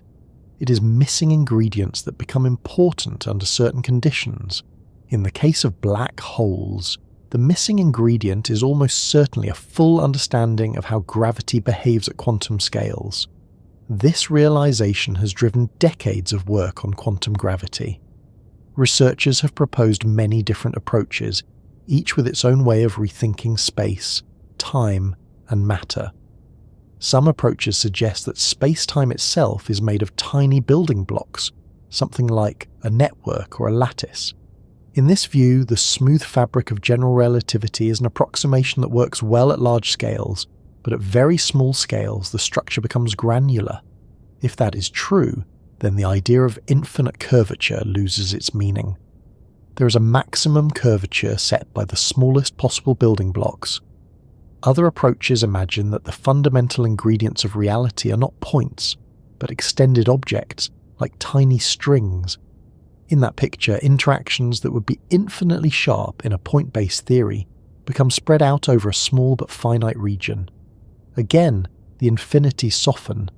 There are also ideas that treat space-time as something that emerges from more basic relationships, such as patterns of entanglement between quantum systems. In these models, space and time are not fundamental at all. They arise from deeper structures. A singularity in that context might not be a place where space-time becomes infinite, but a place where the very notion of space-time ceases to be the right way to talk about what is happening. All of these ideas share a common motivation. They take the whispering of the equations seriously. They treat it as a message that the current framework is being stretched beyond its design. This is not a sign of failure. It is how progress often begins. There is a human parallel here that can make the abstract feel more grounded. Think about learning a new language. At first, you can express simple ideas clearly. As you try to talk about more complex or subtle things, you may find yourself searching for words, using gestures, or speaking around the idea rather than stating it directly. Your language starts to whisper. It hints instead of declaring. That does not mean the idea you're trying to express is meaningless. It means your current vocabulary is not yet rich enough to capture it. In physics, equations are our vocabulary. When they whisper, it means the universe is asking us to expand that vocabulary. There is also an emotional side to this that is easy to overlook. Much of science is built on the comfort of predictability. The ability to say, if this, then that, gives a sense of stability and control. When a theory reaches a point where it cannot make clear predictions, that comfort fades, but in its place something else can appear, a sense of openness. The unknown is not just a gap, it is a space for new ideas. The interior of a black hole, as described by our current equations, is such a space. We can draw diagrams, we can write down solutions, we can talk about horizons and singularities, but when we look closely, we see that these descriptions are provisional. They depend on assumptions that may not hold in the most extreme conditions. This awareness changes how physicists talk about what lies inside. Instead of making bold claims about what is there, they often frame their statements carefully. They speak in terms of models, possibilities, and what the math suggests, rather than what is definitively the case. That careful tone is another form of whispering. It also reflects the fact that, for now, the interior of a black hole is not directly accessible to observation. We can test our theories against what happens outside the horizon. We can measure masses, spins, and the behavior of surrounding matter.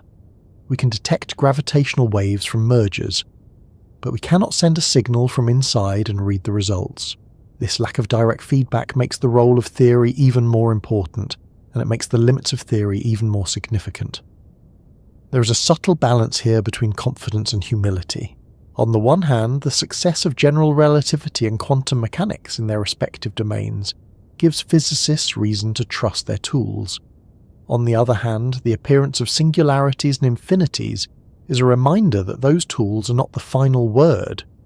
This balance is part of what keeps the field moving forward. It encourages both careful testing of existing ideas and bold exploration of new ones. As you sit with this, you might notice how different this picture is from the way science is often portrayed in popular culture.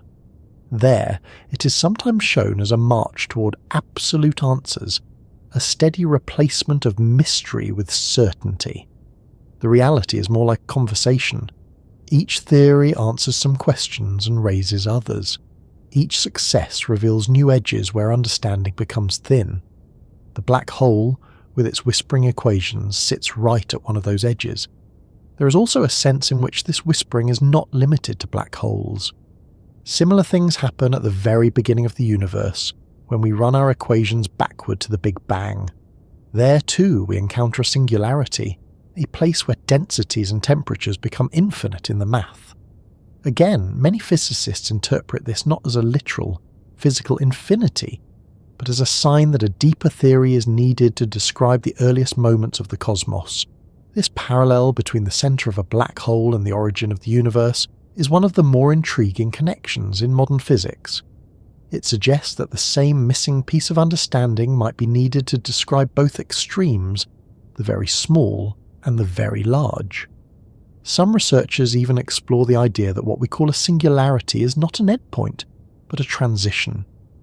In certain models, the collapse inside a black hole leads to a new expanding region of spacetime, something like a baby universe. In others, the Big Bang itself is seen as a kind of bounce from a previous contracting phase. These ideas are speculative, but they show how the whispering of the equations can inspire imaginative and far-reaching possibilities. There is a gentle irony in all of this. Black holes are often thought of as the ultimate expressions of gravity, the places where it is strongest and most dominant. Yet it is precisely in these places that our understanding of gravity becomes most uncertain. The thing we thought we understood best is what leads us to a point where understanding becomes most fragile. This does not diminish the power of the theory, it highlights its depth. A shallow theory might fail quickly. A deep one can take you very far before it begins to strain. The math does not shout or break. It keeps working until it reaches a place where it can no longer speak clearly. At that point, it does something more subtle. It hints, it suggests, it invites a new way of listening. And in that invitation, there is a sense of continuity rather than finality. It changes tone, opening up a space for new questions, new frameworks, and a deeper exploration of what the universe might be doing in the places where our current language fades into quiet. At first glance, infinity can feel like a powerful and almost comforting idea. It suggests something without limits, something that never runs out, something that stands beyond all boundaries. In everyday conversation, we use the word loosely to describe anything that feels very large, very long, or very intense. But in physics, infinity carries a very different tone. It is not usually a sign of completion or success. More often, it is a warning light, a signal that a description of the world has been pushed past the point where it can still make reliable sense. To ease into this idea, it helps to think about what a physical theory is meant to do. At its core, a theory is a structured way of connecting what we observe to what we expect to happen next. It gives you a set of rules that link causes to effects. If you know the state of a system now, the theory tells you how it will change over time. There is a quiet satisfaction in that kind of predictability, a sense that the universe, even in its complexity, is following a script that can be read. Infinity interrupts that script. When an equation produces an infinite value for something that is supposed to be physical, like density, temperature, or curvature, it is no longer telling you how the system behaves. It is telling you that the language you're using has reached a place where it cannot describe what is happening. The number is not just large. It is undefined in a way that breaks the connection between cause and effect. This is why physicists tend to treat infinities with suspicion. They are not usually taken as literal features of the world. They are taken as signs that something important is missing from the description. A simple way to see this is to return to mathematics for a moment. Consider dividing by 0. If you take a number and divide it by smaller and smaller values, the result gets larger and larger. As the denominator approaches 0, the result approaches infinity. At exactly 0, the operation stops making sense. The math does not give you a meaningful answer. It gives you a signal that you have asked an invalid question within that particular framework. In physics, something similar happens when a theory predicts that a measurable quantity becomes infinite. The theory is effectively saying, I do not know how to go further from here. This perspective changes the emotional weight of the word infinity.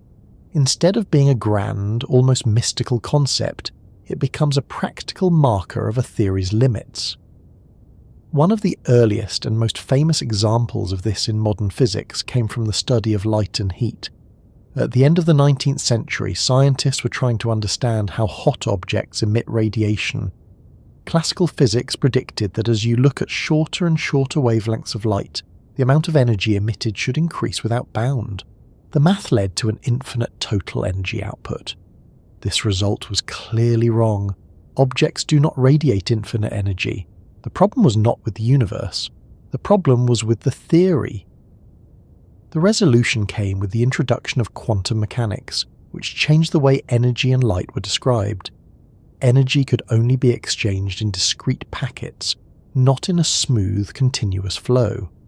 This new idea removed the infinity from the calculations and produced results that matched what was observed. In this case, the appearance of infinity was not a final truth. It was a clue. Another example appears in the early understanding of the atom. Classical physics treated electrons as tiny charged particles orbiting a nucleus, like planets around a star. A According to the equations, these electrons should radiate energy as they move, gradually losing speed and spiraling into the nucleus. This would lead to a collapse of the atom. Once again, this does not happen in reality. Atoms are stable. The theory was missing something. Quantum mechanics provided the missing piece by introducing the idea that electrons occupy specific states rather than following classical orbits. This new framework eliminated the problem and restored stability to the picture of the atom. These historical examples shape how physicists respond when they encounter infinities in their equations today. They see them as invitations to look for a deeper or more complete description. Now bring this mindset back to black holes and the singularity at their centre. In the equations of general relativity, as you move inward, the density of matter and the curvature of space-time grow larger and larger. At the centre, they become infinite. If taken literally, this would mean that a finite amount of mass is compressed into a point with zero volume, creating an object of infinite density. This idea is mathematically neat, but physically troubling. For one thing, it clashes with the way quantum mechanics treats matter and energy. Quantum theory suggests that there are limits to how precisely you can define both position and momentum. There are also hints that there may be a smallest possible length scale, often associated with the Planck length. If such a minimum exists, then the idea of a point with zero volume loses its meaning. There is also the issue of energy. To compress matter into an infinitely small space, you would need to deal with energies that go beyond anything we can currently describe. The very concepts of space and time might stop behaving in recognizable ways. This does not mean that nothing extreme happens inside a black hole. It means that the word infinite is likely not the right way to describe it. Another place where infinity appears in our current theories is at the beginning of the universe. When cosmologists run the equations of general relativity backward in time, they find that the universe appears to have started from a state of infinite density and temperature. This Big Bang singularity is, in many ways, similar to the one predicted at the centre of a black hole. In both cases, the math leads to a point where the theory can no longer say what happens. Many physicists suspect that, just as with black holes, this is a sign that general relativity is being pushed beyond its range of validity. The early universe was so small and so energetic that quantum effects should have played a major role. A complete theory of quantum gravity might replace the initial singularity with something else, perhaps a very hot, very dense but still finite state, or even a bounce from a previous phase of contraction. This pattern reinforces the idea that infinity often marks the boundary between what we can describe and what we cannot, rather than a literal feature of reality. There is also a conceptual reason why physicists are uneasy with infinities. Much of the power of a physical theory comes from its ability to make predictions. If a quantity becomes infinite, predictions become impossible. Imagine trying to calculate the motion of an object if the force acting on it is infinite. The equations that link force, mass, and acceleration stop working. There is no meaningful way to say what will happen next. In the context of a black hole singularity, this can lead to a breakdown of determinism. If the laws of physics cannot tell you how things evolve at or beyond that point, then the chain of cause and effect becomes unclear. For a field that has been built on the idea that the universe follows consistent rules, this is deeply uncomfortable. It suggests that there are places where the rules simply stop. Many physicists prefer a different interpretation. They suspect that the rules do not stop. Our current description does. This brings us to the ongoing search for a theory that can handle both gravity and quantum mechanics at the same time. The goal of quantum gravity is to create a framework that works in the extreme environments where both sets of effects are important. In such a framework, the infinities that appear in general relativity might be replaced by finite, well-defined quantities. Some approaches suggest that space-time itself is made of discrete elements, something like tiny building blocks. In this picture, there is a smallest possible volume, which prevents densities from becoming infinite. The collapse inside a black hole might reach this minimum scale and then behave in a new way. perhaps stabilizing or transitioning into a different state. Other approaches propose that the fundamental ingredients of reality are extended rather than point-like. Instead of treating particles as mathematical points, they are treated as tiny strings or loops. This spreads interactions over a small but finite region, smoothing out the sharp peaks that would otherwise lead to infinities. There are also ideas that treat space and time as emergent properties, arising from more basic relationships between quantum systems. In these models, a singularity might represent not a place where something becomes infinite, but a place where the concepts of space and time themselves stop being the right tools for description. What these ideas have in common is a refusal to accept infinity as a physical endpoint. They treat it as a signpost, pointing toward a deeper level of structure.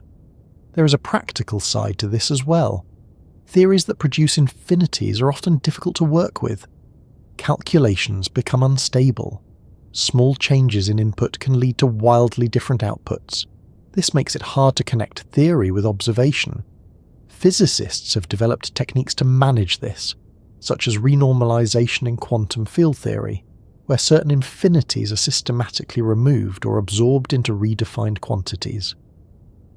This process does not eliminate the underlying issue, but it allows the theory to make accurate predictions in the domains where it has been tested. The success of these techniques reinforces the idea that infinities are not physical objects. They are artifacts of the way a theory is formulated.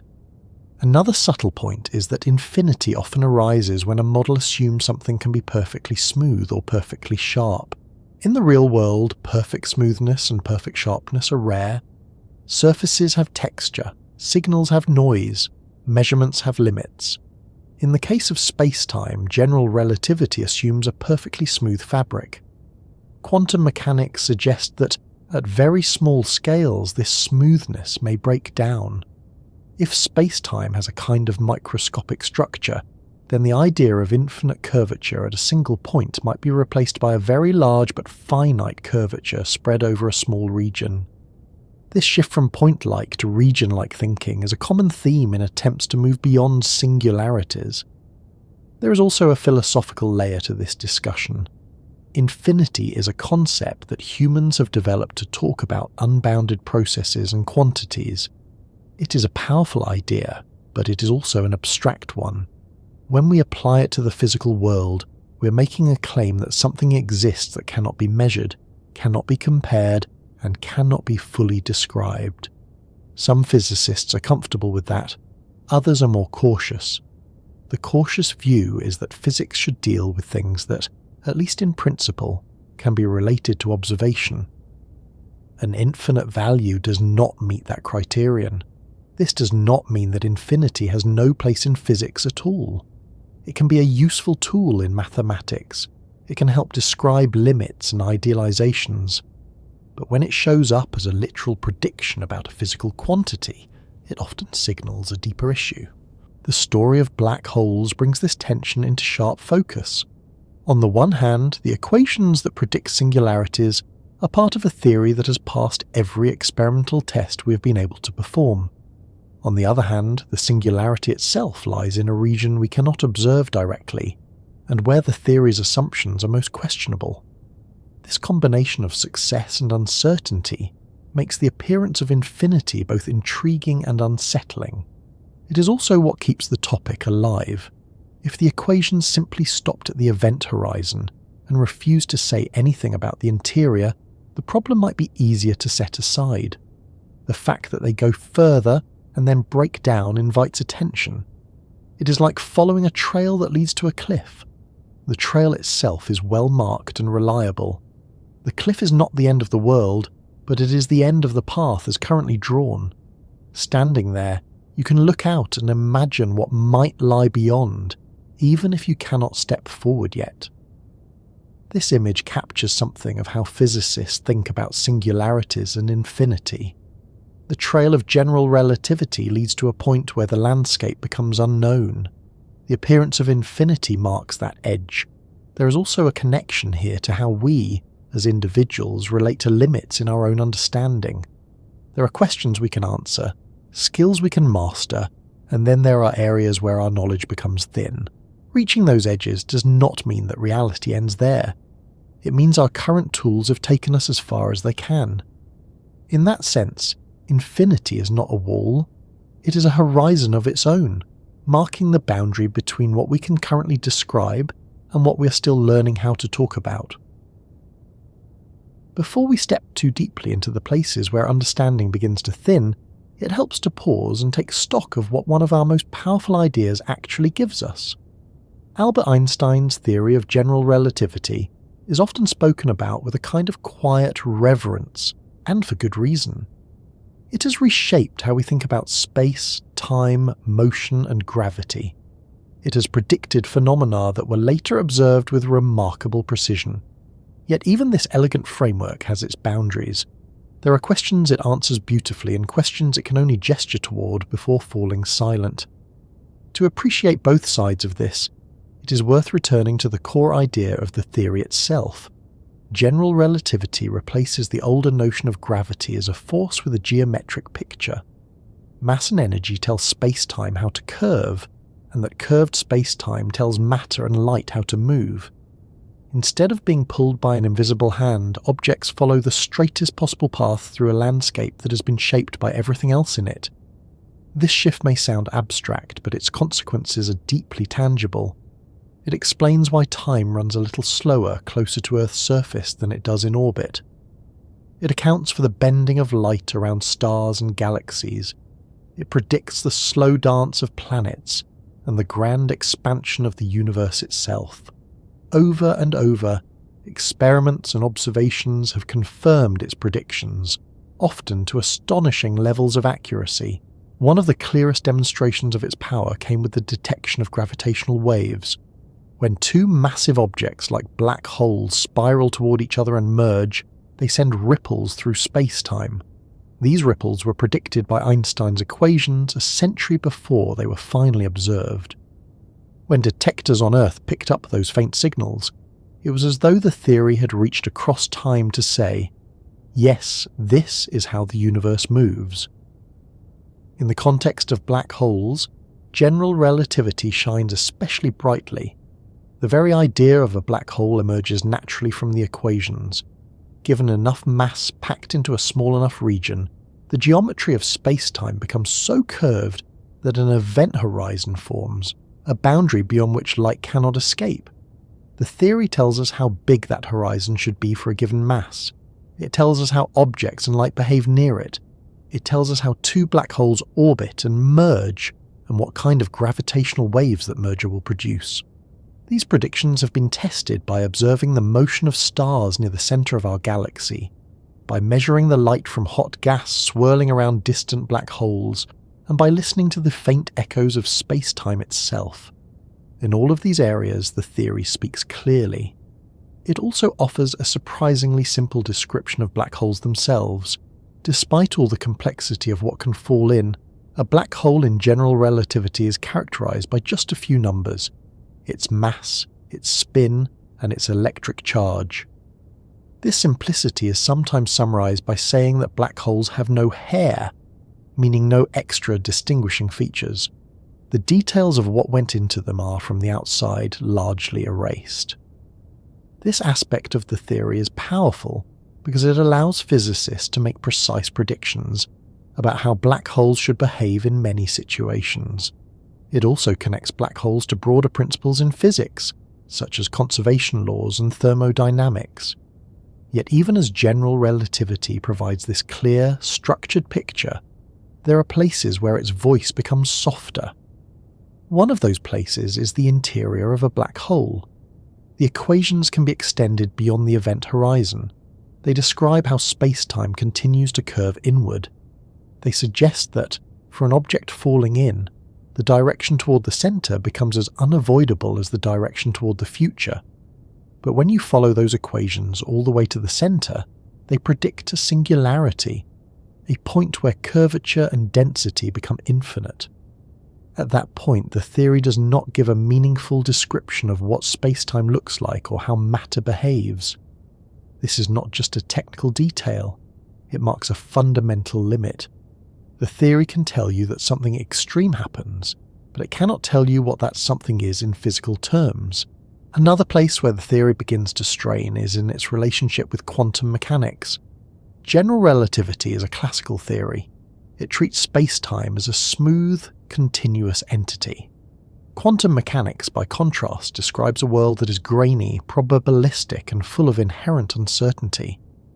In everyday situations, this difference does not matter much.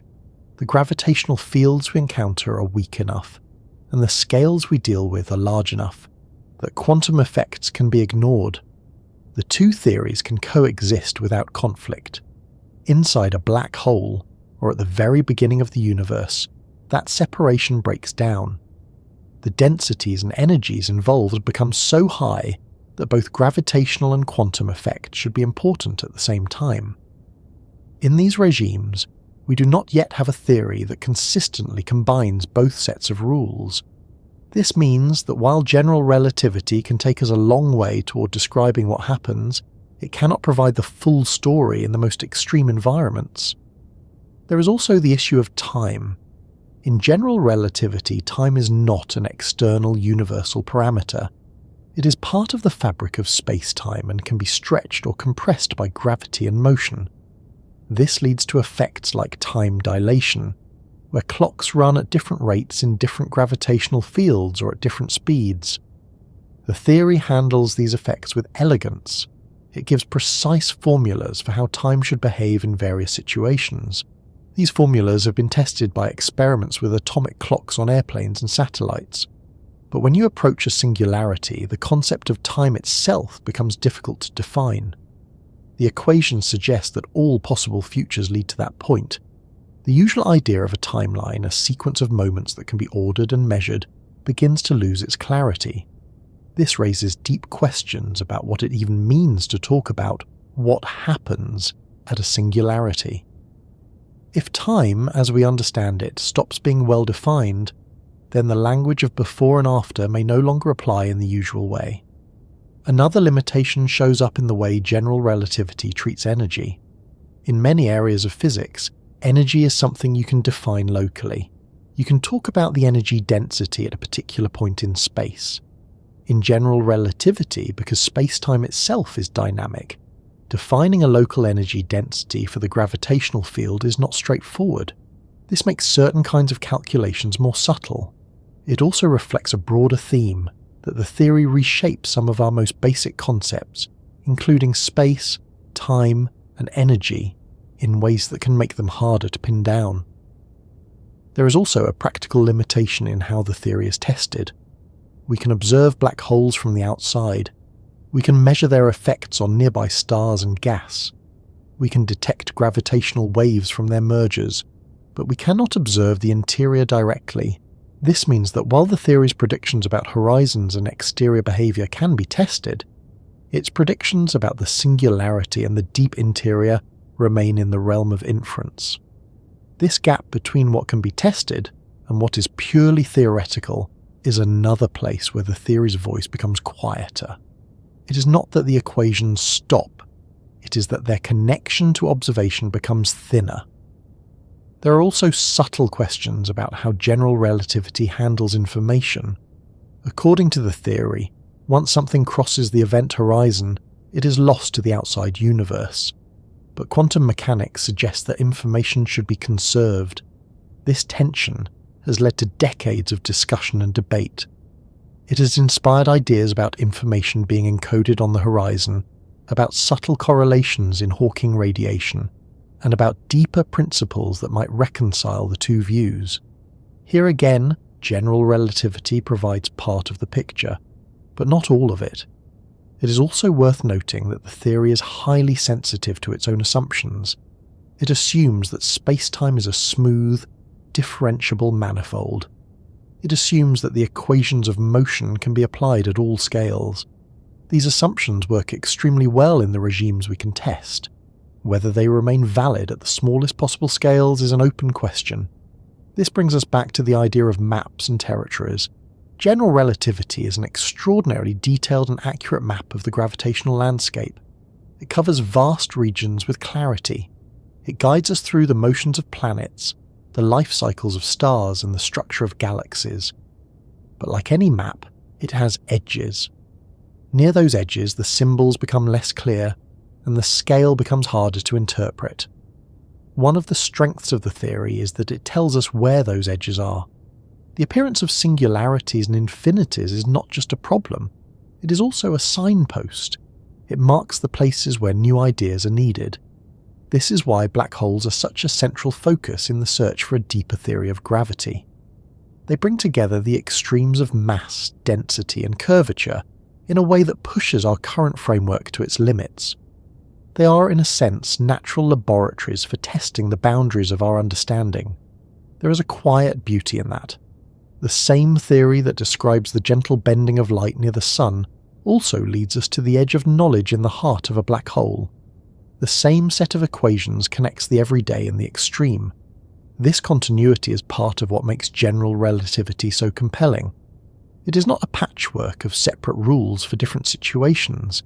It is a unified framework that stretches across scales, from the motion of a falling apple to the dance of colliding galaxies. At the same time, the places where it begins to falter remind us that unification is not complete. There is more to the story. Some physicists see this as a kind of invitation. The theory has taken us far. Now it is pointing toward what comes next. In the search for that next step, researchers explore many different directions. Some focus on quantizing space-time itself, treating it as something that can be described in terms of quantum states.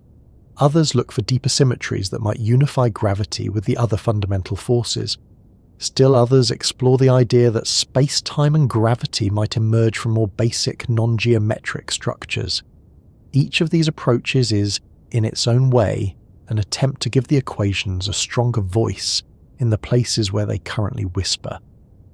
There is also a cultural aspect to how Einstein's theory is perceived.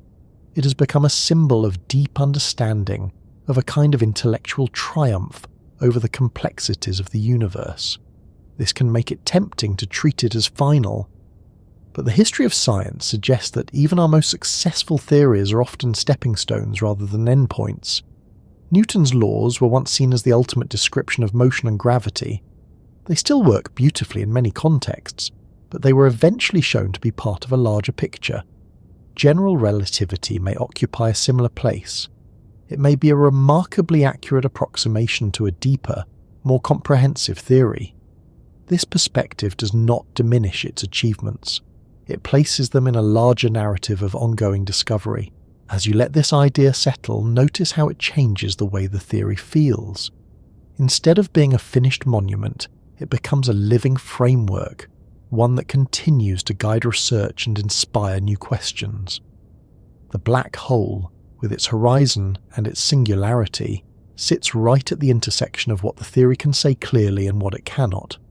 It is both a triumph of prediction and a challenge to understanding. That dual role is part of what makes it such a compelling subject. There is also a more personal, almost reflective aspect to this. The idea that even our best explanations have limits can be both humbling and freeing. It reminds us that understanding is not about reaching a final answer, but about continually refining our questions. In that sense, the quiet places where Einstein's theory falls silent are not empty. They are full of possibility. For now, it is enough to appreciate the balance that general relativity offers. It speaks with clarity about the structure of space-time, the behavior of light and matter, and the nature of gravity across much of the universe. It also, in its own way, points to the places where a deeper understanding is still waiting to be found. Imagine for a moment that instead of drawing a tiny dot on a page to represent the centre of a black hole, you're asked to describe a room you cannot enter, using only the way the air feels near the doorway.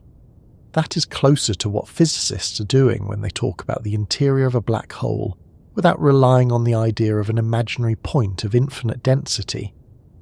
They are not peering directly inside. They are inferring, modelling, and carefully extending what they know from the outside, guided by the way their equations behave as they approach the boundary. This way of thinking shifts the focus away from a single, dramatic spot at the centre and toward the structure of the region as a whole, instead of asking what is the point where everything ends. The question becomes, what kind of place is this interior if our current maps are only approximations? To begin exploring that, it helps to recall how the standard picture arises in the first place. In general relativity, a black hole forms when a large amount of mass collapses into a small enough region that an event horizon appears. If you follow the mathematical description inward, the equations predict that spacetime curvature increases without bound, leading to a singularity. That prediction depends on treating spacetime as a smooth, continuous fabric that can be bent arbitrarily sharply. It also depends on treating matter as something that can be compressed into an arbitrarily small volume. Both of these assumptions work well in many situations, but both are questionable when you reach extreme conditions. So what happens if you relax those assumptions? One of the simplest alternatives is to imagine that there is a limit to how much spacetime can curve and how tightly matter can be packed. This limit might come from quantum mechanics, which already places constraints on how precisely you can know the position and momentum of a particle at the same time. If there is a smallest meaningful length scale, then the idea of a perfectly sharp point becomes less natural. In this view, the interior of a black hole would not end in a point. Instead, it would contain a region of extremely high but finite density and curvature. The math would describe a steep, deep well rather than a bottomless pit. This shift changes the emotional tone of the interior. It becomes less like a cliff and more like a valley. Still extreme, still far beyond everyday experience, but not defined by an abstract infinity. Some approaches to quantum gravity make this idea more concrete. In loop quantum gravity, for example, space-time is treated as being made up of tiny, discrete elements. These are not particles in the usual sense, but fundamental units of area and volume. In such a framework, there is a smallest possible chunk of space. If that is true, then as matter collapses inside a black hole, it cannot be compressed into something smaller than that minimum volume. The collapse would slow down and change character as it approached this scale. Instead of forming a singularity, the interior might reach a state of maximum density and then do something else. One possibility is that it could undergo a kind of bounce, where the inward collapse transitions into an outward expansion. This does not necessarily mean that matter shoots back out into the same universe. In some models, the bounce leads to the formation of a new, separate region of spacetime, sometimes described as a baby universe. This idea is speculative, but it illustrates how thinking beyond imaginary points opens up a different set of possibilities. The interior of a black hole becomes a place where new structures can form, rather than a place where structure is destroyed. Another approach comes from string theory, which suggests that the fundamental building blocks of reality are not point-like, but extended objects, tiny strings that can vibrate in different ways. Because these objects have a finite size, interactions that would be infinitely sharp in a point-based theory become spread out. In such a picture, the center of a black hole might not be a single point, but a complex, tangled region of these fundamental strings and other higher dimensional objects. The density and curvature could still be enormous, but they would be distributed over a finite volume. This again replaces the idea of a singular point with the idea of a small but structured region. There are also ideas that treat spacetime itself as something that emerges from deeper relationships between quantum systems. In these models, space and time are not fundamental. They arise from patterns of entanglement and information. From that perspective, the interior of a black hole is not a place in the usual sense. It is a different kind of arrangement of information. The center is not a location you can point to. It is a feature of how the underlying quantum relationships are organized.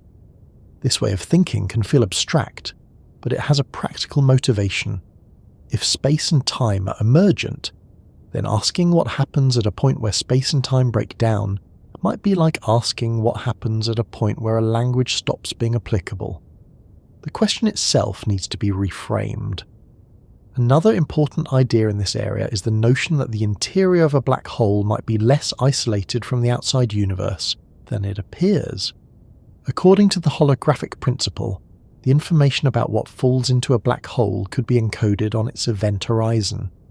If that is the case, then the interior might be fully described by what is happening at the boundary. The inside becomes, in a sense, a different way of organising information that is also present on the surface. This does not eliminate the interior. It changes how it is understood. Instead of being a hidden volume with its own independent contents, it becomes a representation of something that is already encoded elsewhere.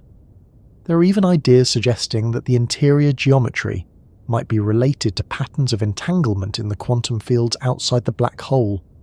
In this view, the shape of space inside is linked to how different parts of the outside world are correlated with each other. This kind of connection blurs the line between inside and outside.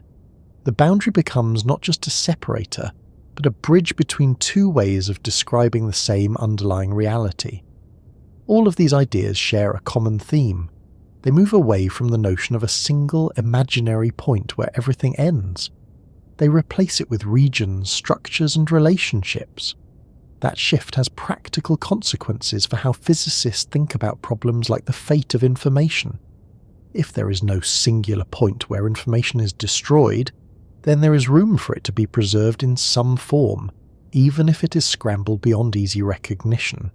It also changes how we think about time inside a black hole. In the standard picture, all future-directed paths lead to the singularity.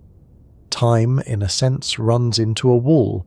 If the singularity is replaced by a region or a bounce, then time might continue in some form. The notion of after does not necessarily disappear. It just becomes part of a different structure. This is not to say that the interior becomes a comfortable or familiar place. The conditions would still be extreme beyond anything we can directly experience. The densities, energies, and curvatures involved would dwarf those in any laboratory. But the idea that there is structure rather than an abstract infinity makes the situation feel more like a physical environment and less like a mathematical glitch. There is also an observational angle to this discussion. While we cannot see inside a black hole, we can study how black holes form and how they interact with their surroundings. In particular, the way a black hole rings down after a merger, producing a characteristic pattern of gravitational waves, depends on its internal structure. If the interior were radically different from what general relativity predicts, it might leave subtle imprints on these signals. Researchers are looking for such effects, searching for tiny deviations from the expected patterns. So far, the observations are consistent with the predictions of general relativity. That does not rule out alternative interiors. It simply means that any differences must be subtle, at least at the scales we can currently probe. This careful, incremental approach is typical of how physics advances. Bold ideas are proposed, but they are always measured against what can be observed. There is also a conceptual comfort in thinking about interiors without imaginary points. It aligns with a broader pattern in science, where sharp, idealized features are often replaced by smoother, more realistic ones as understanding deepens. In fluid dynamics, for example, early models treated fluids as perfectly continuous and smooth. At very small scales, this breaks down, and the discrete nature of molecules becomes important. The smooth model is still useful, but is recognized as an approximation. The same may be true of spacetime. General relativity treats it as smooth and continuous. Quantum gravity may reveal a finer structure beneath that smoothness. If so, the singularity is like a place where the smooth approximation fails. Another way to think about this is in terms of resolution. When you look at a digital image from far away, it looks smooth. As you zoom in, you start to see individual pixels. If you zoom in further, the image no longer makes sense as a picture of a scene. It becomes a pattern of coloured squares. Space-time, in this analogy, might look smooth at large scales, but pixelated at very small scales. The singularity is the place where you have zoomed in so far that the smooth picture no longer applies. This analogy helps capture why the idea of an imaginary point can feel unsatisfying. It is like insisting that the picture must keep getting smoother and more detailed as you zoom in, even when the underlying structure is discrete. There is also a subtle shift in how we think about causality when we move away from singular points. In the standard picture, the singularity is the end of all possible world lines. Nothing continues beyond it. If the interior has structure, then causal relationships might continue in some form. There could be a sense in which events inside still have consequences, even if those consequences are not visible to the outside universe. This opens up philosophical questions about what it means for something to exist if it cannot be observed. Is an interior region that is causally disconnected from the rest of the universe still part of the same physical reality? Different physicists and philosophers answer this in different ways. Some emphasize the importance of observability, others emphasize the consistency of the theoretical framework. This diversity of views reflects the fact that we are still feeling our way through this territory. There is also a connection here to how we think about the beginning of the universe. Many of the same ideas that replace the black hole singularity with a bounce or a finite region are applied to the Big Bang. In some models, the universe did not begin with an infinite point, but with a transition from a previous phase. The same mathematical tools that smooth out the center of a black hole can smooth out the origin of the cosmos. This parallel suggests that the question of imaginary points is not just about black holes. It is about the nature of extremes in physics more generally. It is about whether the universe allows true infinities, or whether it always replaces them with something finite, structured, and, in principle, describable. Notice how the focus has shifted from a single dramatic feature to a broader landscape. The interior of a black hole becomes a place of many possibilities rather than a single fixed outcome. This does not make the mystery go away, it changes its shape.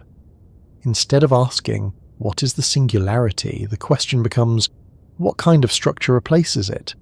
And how can we tell, even indirectly, what that structure might be? These are questions that connect theory, observation, and imagination. They invite careful calculation, patient measurement, and creative thinking. They also invite a certain kind of calm. The unknown is not a void. It is a space for exploration. Stepping away from imaginary points does not make the black hole less real or less profound. It makes it more physical, more connected to the broader patterns of how science replaces sharp, idealized features with richer, more detailed structures as understanding deepens. Rather than beginning with a dramatic collapse or a swirling edge in space, it can be helpful to start this part of the journey with something almost ordinary, the simple act of counting. 1, 2, 3. Each number steps neatly into the next, creating a sense of continuity. Now, imagine trying to count something that cannot be divided any further, something that comes in indivisible pieces.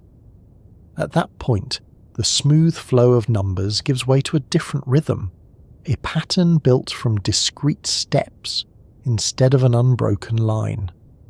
This quiet shift from continuous to counted is a useful way to ease into what quantum gravity is trying to do when it refuses to accept infinities.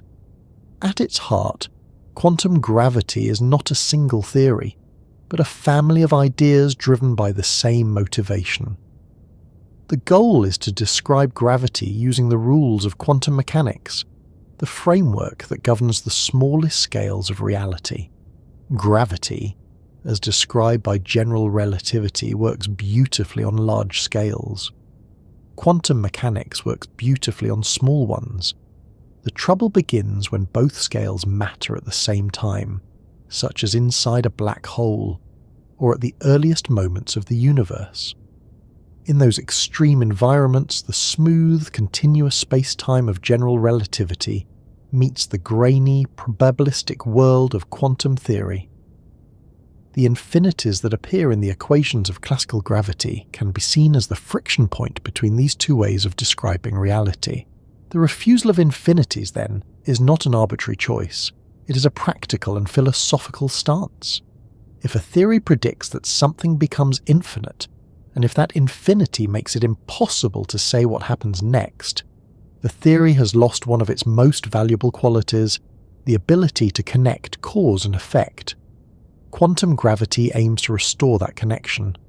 To see why this matters, it helps to think again about what infinity represents in a physical context. When a calculation says that density becomes infinite, it is claiming that a finite amount of matter is compressed into zero volume.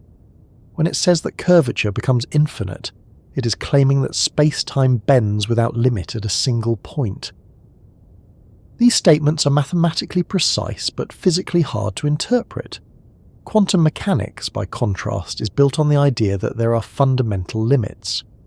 You cannot know both the position and momentum of a particle with arbitrary precision. Energy comes in discrete packets. Certain quantities can only take on specific values. This built-in resistance to perfect sharpness and perfect smoothness is one of the reasons quantum ideas are seen as a natural antidote to infinities. One of the simplest ways this shows up is in the concept of a minimum length scale. In many approaches to quantum gravity, there is a smallest meaningful distance, often associated with the Planck length, which is unimaginably small, far beyond anything we can currently measure directly. If such a minimum exists, then the idea of dividing space into smaller and smaller pieces eventually stops making sense. You cannot zoom in forever. There is a point where the notion of smaller loses its meaning. This alone is enough to change how singularities are viewed. If there is a smallest possible volume, then you cannot compress matter into a point with zero size. The collapse inside a black hole would reach a limit, not an infinity. This idea can be implemented in different ways depending on the specific approach to quantum gravity. In loop quantum gravity, spacetime is described as a network of discrete loops. These loops form a kind of scaffolding that gives rise to the familiar notion of smooth space at large scales. At very small scales, however, the scaffolding itself becomes visible, and the idea of a perfectly smooth fabric breaks down. In this picture, area and volume are not continuous quantities. They come in discrete units. There is a smallest possible area, a smallest possible volume. This granularity prevents certain quantities from becoming infinite. When applied to black holes, this can lead to models where the collapse of matter slows as it approaches the smallest allowed volume. Instead of forming a singularity, the interior reaches a state of maximum density, and then evolves in a different way. Some versions of this idea suggest that the interior might transition into an expanding region, something like a new space-time domain. Others suggest a stable, high-density core. The details vary, but the common theme is the same. The infinity is replaced by a finite structure.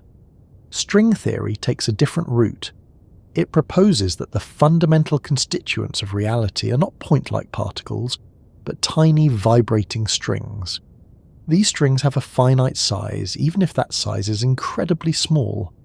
Because interactions are spread out over the length of a string, rather than happening at a single point, certain mathematical divergences are softened. The sharp spikes that would lead to infinities in a point-based theory become smoother features. In the context of black holes, this can mean that the center is not a single point, but a region filled with complex stringy structures. The details of this region are still the subject of active research, but the guiding idea is again the same. Replace the infinitely sharp with the finitely extended. There are also approaches that focus less on the building blocks of space-time, and more on the role of information. These ideas suggest that what we think of as space and time might emerge from patterns of quantum entanglement, the way different parts of a system are correlated with each other at a deep level. In these models, the geometry of space-time is not fundamental. It is a derived concept, a way of describing how information is organized. From this perspective, a singularity is not a place where something becomes infinite. It is a place where the geometric description stops being the most useful way to talk about what is happening. The underlying structure in terms of information and entanglement continues to exist and evolve. This shift in viewpoint can feel subtle, but it has powerful implications. It suggests that the refusal of infinities is not just about avoiding mathematical problems. It is about choosing the right language to describe reality at different scales. Another way to see this is to think about temperature. In classical physics, temperature is treated as a continuous quantity. You can imagine it increasing or decreasing smoothly. In quantum physics, temperature is related to the average energy of microscopic states, which themselves are discrete. If you try to push temperature to infinity in a quantum system, you run into practical and conceptual problems. There are only so many states available, only so much energy that can be packed into a given system before new physics comes into play. The same logic can be applied to spacetime itself. If spacetime has a finite number of fundamental states, then certain quantities cannot grow without bound. This idea ties into the concept of black hole entropy. According to the laws of black hole thermodynamics, the entropy of a black hole is proportional to the area of its event horizon, not the volume inside.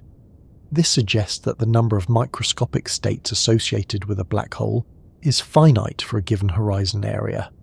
If the number of states is finite, then the system cannot support infinite values of physical quantities. There is a built-in cap, even if it is extremely high. This connection between gravity, thermodynamics, and quantum theory is one of the most intriguing aspects of modern physics. It hints that the refusal of infinities might be deeply tied to the way information is stored and processed in the universe. There is also a practical motivation behind all of this. Theories that produce infinities are hard to work with. Calculations become unstable. Predictions become sensitive to tiny changes in initial conditions. This makes it difficult to connect theory with experiment. By developing frameworks that naturally avoid infinities, physicists hope to create theories that are not only conceptually satisfying, but also mathematically robust. This does not mean that the refusal of infinities is guaranteed to be the correct path. It is a working hypothesis, guided by past experience and by the desire for consistency between different areas of physics. History provides some support for this approach. Time and again, when infinities have appeared in physical theories, they have been resolved by the introduction of new concepts.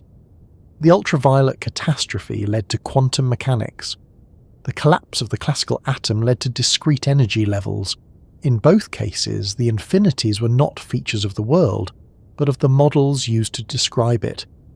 This pattern encourages the idea that the singularities predicted by general relativity may also be resolved by a deeper theory. There is, however, an important difference. In the earlier cases, experiments were available to guide the development of the new theories.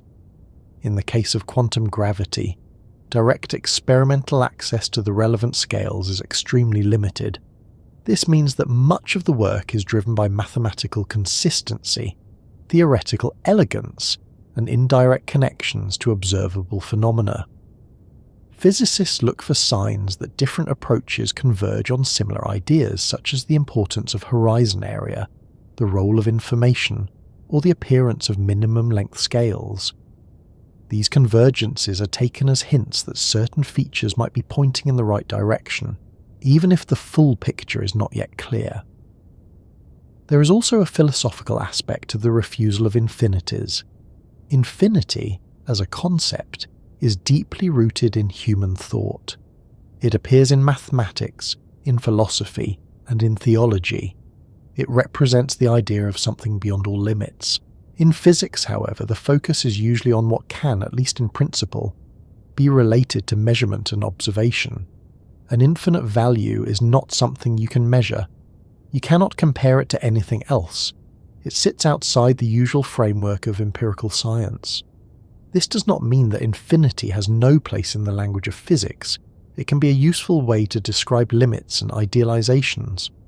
But when it appears as a literal prediction about a physical quantity, it raises questions about how that prediction could ever be tested or confirmed. Quantum gravity, in many of its forms, takes the stance that physical quantities should remain finite, even if they become extremely large. This keeps them within the realm of potential observation, at least in principle. There is also a connection here to the idea of predictability. If a theory predicts that a quantity becomes infinite at a certain point, it often cannot say what happens beyond that point. The chain of cause and effect breaks. A theory that avoids infinities can, in principle, continue to make predictions, even in extreme regimes. This continuity is appealing because it preserves the idea that the universe remains governed by consistent rules, even in its most dramatic environments. This does not mean that the rules are simple or easily understood. It means that they do not simply stop. Another interesting angle is the way these ideas affect our understanding of time. In the classical picture of a black hole, all future-directed paths lead to the singularity. Time, in a sense, ends there. If the singularity is replaced by a finite region or a bounce, then time might continue in some form. The structure of that continuation could be very different from what we experience, but the idea of an absolute endpoint becomes less compelling.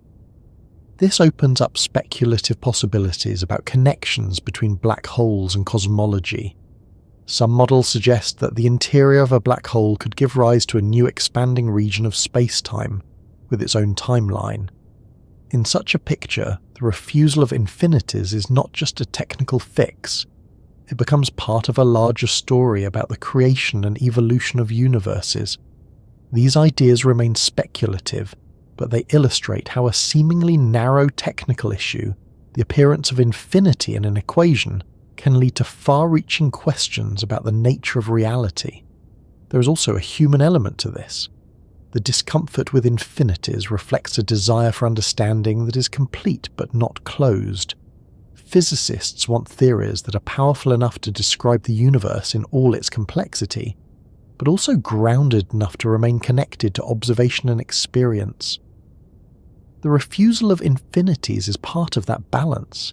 It is a way of saying that even at the edges of knowledge, we should aim for descriptions that remain meaningful, rather than ones that dissolve into abstract extremes. As you sit with this, it may be helpful to think of quantum gravity not as a single, finished idea, but as a landscape of exploration. Different paths wind through this landscape, each offering a different view of how gravity, space, time, and quantum mechanics might fit together. Some paths focus on geometry, some on information, some on fundamental building blocks. All of them, in one way or another, are responding to the same whisper from the equations, the same signal that something deeper is waiting to be understood. The refusal of infinities in this sense is not a rejection of mystery. It is a commitment to keep the mystery within the realm of the describable, even if the description has to change. Quantum gravity, in all its many forms, represents a collective attempt to keep the universe within the reach of explanation, even when it reaches its most extreme and challenging expressions. Across the many ways we try to describe the world, there is a quiet pattern that shows up again and again, a tendency for sharp edges to soften, for perfect ideals to blur into something more practical and more physical. Mathematics is very comfortable with extremes. It allows points with no size, lines with no thickness, and values that stretch all the way to infinity. Nature, on the other hand, often seems to hesitate at those same boundaries. When our equations predict something that goes all the way to an absolute limit, the physical world frequently answers back with a subtle modification, a built-in restraint, or a new layer of structure. This difference between what math allows and what nature seems to prefer is not a flaw in either one. It is a reflection of the roles they play. Mathematics is a language of pure possibility. It explores what can be defined logically, even if those definitions have no direct physical counterpart. Physics uses that language to describe a universe that is made of things that can, at least in principle, be measured, compared, and observed. When the two come together smoothly, we get theories that feel both elegant and grounded. When they come apart, we often encounter extremes, infinities, and idealizations that work beautifully on paper, but feel uneasy when we try to connect them to the real world. To ease into this idea, it helps to think about something simple and familiar, like a straight line. In mathematics, a line can be infinitely thin, perfectly straight, and extend forever in both directions. In the physical world, you can draw a line on paper or stretch a string across a room, but it always has some thickness, some texture, some imperfection. The mathematical line is an ideal, the physical line is an approximation. This pattern shows up in many places. A perfect sphere in mathematics has an exactly defined radius and a perfectly smooth surface. A real ball, even one made with great care, has tiny bumps, slight irregularities, and atoms arranged in a structure that is anything but perfectly smooth. These differences are not problems to be solved. They are reminders that our models are tools, not mirrors. They capture essential features of reality, but they do so by simplifying, idealizing, and sometimes pushing things to limits that the physical world never quite reaches. In physics, mathematical extremes often appear when a model is pushed beyond the range where its assumptions hold. When that happens, the equations can produce results that are technically consistent within the math, but physically questionable. One of the clearest examples of this is the idea of a point particle. In many equations, particles are treated as having no size at all. This simplifies calculations and works well in many contexts. But if you take that idea too literally and try to calculate certain properties, like the energy of the electric field around a charged point particle, you can end up with infinite values. This infinity is not usually interpreted as meaning that a real particle has infinite energy. It is taken as a sign that treating the particle as a perfect point is an approximation that breaks down at very small scales. The response to this problem in physics has often been to introduce some form of structure or limit. Instead of a point, you consider an object with a small but finite size. Instead of a perfectly smooth field, you consider fluctuations and quantum effects. The same pattern appears in the study of black holes and singularities. The equations of general relativity treat spacetime as perfectly smooth and continuous. They allow it to be curved arbitrarily sharply. When you follow those equations to their logical conclusion inside a black hole, you get a point of infinite curvature. From a mathematical perspective, this is a valid solution. From a physical perspective, it raises questions. Can spacetime really be bent without limit? Can matter really be compressed into a point with no size at all? The idea that nature might resist such extremes is not just a philosophical preference. It is supported by patterns seen across many areas of physics. Consider temperature. In classical physics, temperature is a continuous variable. You can imagine it increasing without bound. In quantum physics, temperature is related to the average energy of microscopic states, and those states are discrete. There is a sense in which you cannot keep adding energy in the same way forever. At some point, new degrees of freedom appear, new kinds of behavior become relevant, and the simple picture breaks down. Or think about speed. In everyday experience, you can always go faster by pushing harder. In special relativity, there is a built-in limit, the speed of light. No matter how much energy you add to an object with mass, it never quite reaches that speed. The equations allow you to approach the limit, but they prevent you from crossing it. This is a striking example of nature enforcing a boundary where mathematics might otherwise allow an extreme. The equations of motion are structured in such a way that the extreme value remains out of reach. The same kind of behavior appears in quantum mechanics with the uncertainty principle. It sets a limit on how precisely certain pairs of properties can be known at the same time. You can measure position very accurately, or you can measure momentum very accurately, but not both at once beyond a certain point. This does not mean that the particle itself has an extreme value of uncertainty. It means that the structure of the theory and the structure of reality it describes includes a built-in fuzziness. These examples suggest a broader theme. The physical world often seems to be organized in a way that avoids absolute extremes. It allows things to become very large, very small, very fast, or very dense, but not infinitely so. This theme becomes especially interesting when we look at how physical systems behave near what appear to be critical points. In many areas of science, from physics to chemistry to biology, Systems undergo transitions when certain parameters reach particular values. Water turns to ice at a certain temperature. Magnets lose their magnetization above a certain point. Chemical reactions switch behavior when concentrations pass a threshold. Near these transitions, small changes can have large effects. Quantities can grow rapidly. Fluctuations can become large. But even here, there are often limits. The system does not usually jump to an infinite value. It moves into a new phase with different rules. Some physicists think that something similar might be happening inside black holes. As density and curvature increase, the system might reach a kind of critical point where the familiar description of spacetime changes. Instead of continuing to grow without bound, the system might enter a new regime with new degrees of freedom and new behavior. This idea fits naturally with approaches to quantum gravity that treats spacetime as having a microscopic structure. In those models, there is a smallest possible unit of area or volume. When you reach that scale, the smooth description of spacetime gives way to something more like a network or a lattice. At that point, the idea of infinite curvature loses its meaning, because curvature itself is defined in terms of smooth changes over continuous space. If space is not continuous at that scale, then the mathematical notion of curvature has to be replaced by something else. Another way to think about this is in terms of energy. Many physical systems have a maximum energy density they can sustain before their structure changes. For example, if you keep compressing matter, at some point atoms break apart, and you get a plasma of nuclei and electrons. Compress further, and nuclei break apart into quarks. Each stage introduces new physics.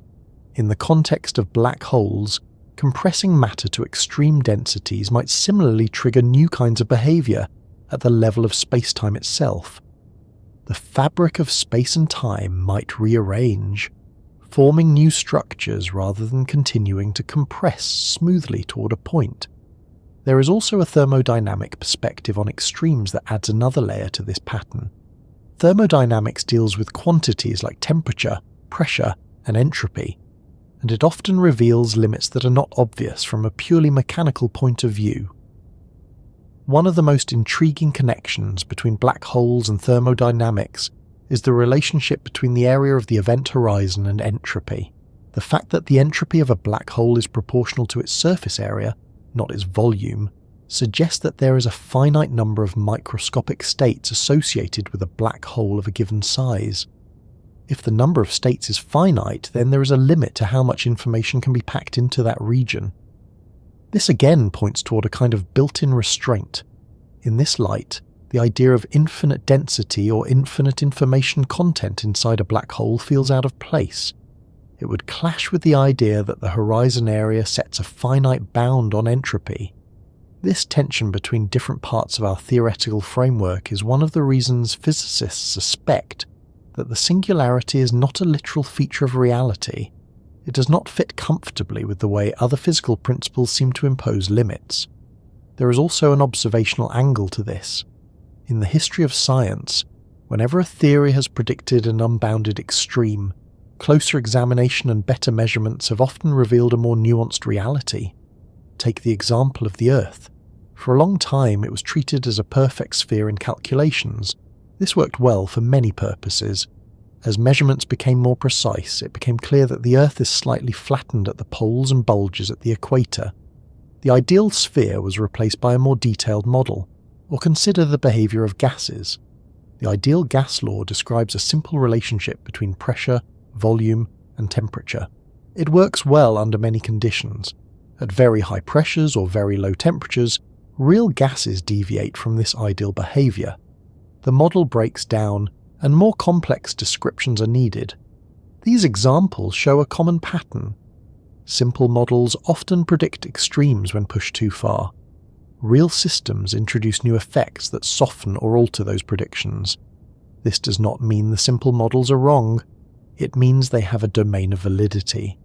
The same reasoning can be applied to general relativity. It is an extraordinarily successful model of gravity at large scales and moderate energies. The appearance of singularities and infinities suggests that its domain of validity may not extend all the way to the smallest possible scales and highest possible energies. This perspective frames the problem of singularities not as a failure of understanding, but as a natural point of transition between different levels of description. There is also a deeper philosophical idea at work here, one that goes back to the way we think about measurement. To say that something has a certain value, we need a way to measure it. Measurement always involves some finite resolution. There is always a smallest increment we can distinguish. If the universe itself has a smallest meaningful scale, then physical quantities cannot vary smoothly all the way down to zero size or up to infinite density. They must change in steps, even if those steps are extremely small. This idea aligns with the way quantum mechanics treats many aspects of reality. Energy levels in atoms come in discrete values. Angular momentum is quantized. Even light comes in packets. Extending this logic to spacetime suggests that area and volume might also be quantized. If so, the idea of a point with zero volume becomes as unphysical as the idea of an atom with zero energy. There is also an aesthetic dimension to this. Many physicists are drawn to the idea that the universe has a kind of internal consistency, a set of patterns that repeat across different scales and contexts. The appearance of limits, thresholds, and transitions in so many areas of physics suggests that this might be part of a deeper pattern. Instead of allowing quantities to run off to infinity, the universe often introduces new structures and new rules at critical points. This pattern can be seen in phase transitions, in symmetry breaking, and in the emergence of new particles and forces at high energies. In this context, the center of a black hole might be another such critical point, not an end point, but a place where the familiar description gives way to something new. This does not mean that nature is deliberately avoiding infinity in some purposeful sense. It means that the structures we observe and the theories that describe them tend to be organized around finite relational quantities rather than absolute extremes. There is also a practical reason for this in terms of stability. Systems that push variables to extremes often become unstable. Introducing limits can create stability. For example, the speed of light limit ensures that cause and effect remain well ordered in space-time. The uncertainty principle prevents particles from collapsing into arbitrarily small regions of space. These limits are not arbitrary. They help maintain the internal consistency of the physical world. Applying this idea to black holes suggests that some kind of limit might also operate there, preventing the formation of a true singularity. This line of thought is still being explored, and there is no consensus on the details. But the recurring pattern of nature avoiding or reshaping mathematical extremes gives physicists reason to take the idea seriously. It also connects back to the broader theme of this journey, that the singularity may be more about the limits of our descriptions than about the presence of a literal physical point of infinity. The black hole itself is a real, measurable object. Its mass, its spin, its horizon, and its influence on its surroundings can be observed and tested. The singularity sits beyond that, in a region where our current models push into abstraction. Nature's apparent reluctance to allow true mathematical extremes suggests that something else might be waiting there. Something finite, structured, and, in principle, describable, even if we do not yet have the tools to describe it. As you let this idea settle, it can be helpful to think of physics as a layered story. Each layer provides a way of talking about the world that works within a certain range. When you move beyond that range, the language changes. Newton's laws work well at everyday speeds and scales. Relativity takes over when speeds and gravitational fields become large. Quantum mechanics becomes important at very small scales. Quantum gravity aims to describe the places where all of these layers overlap. The appearance of infinities often marks the boundary between one layer and the next. This perspective turns the idea of an extreme from something final into something transitional. It is not the end of the story. It is the place where the story changes its vocabulary. There is a certain calm in that view. It suggests that the universe is not built around unreachable absolutes, but around a series of interconnected descriptions, each one giving way to the next as conditions change. The black hole, in this sense, becomes a kind of bridge between layers of understanding. It is a place where the smooth geometry of space-time meets the discrete, uncertain world of quantum mechanics. And at that meeting point, the sharp, idealized features of mathematics may soften into the textured, finite structures of physical reality. Nature often seems to prefer the finite over the infinite, the structured over the absolute, and the relational over the extreme. The mathematical language we use to describe the universe can stretch to infinity. The universe itself, in many subtle ways, appears to draw its lines a little closer, offering not endless escalation, but a sequence of transitions, each one opening into a new and different kind of understanding. Seen from a certain angle, it can be tempting to think of a black hole as a kind of mistake in the universe, a glitch where the normal rules broke down and left behind something dark and unreachable. The language we use does not always help. Words like singularity, collapse, and infinite density make it sound as if reality itself stumbled and never quite recovered. But there is another way to look at these objects, one that feels steadier and in many ways more grounded.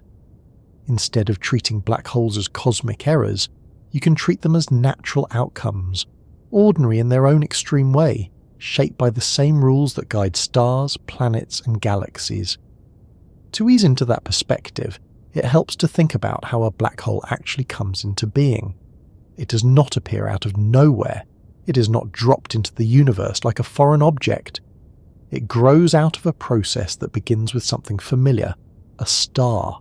Stars form from clouds of gas and dust that slowly collapse under their own gravity.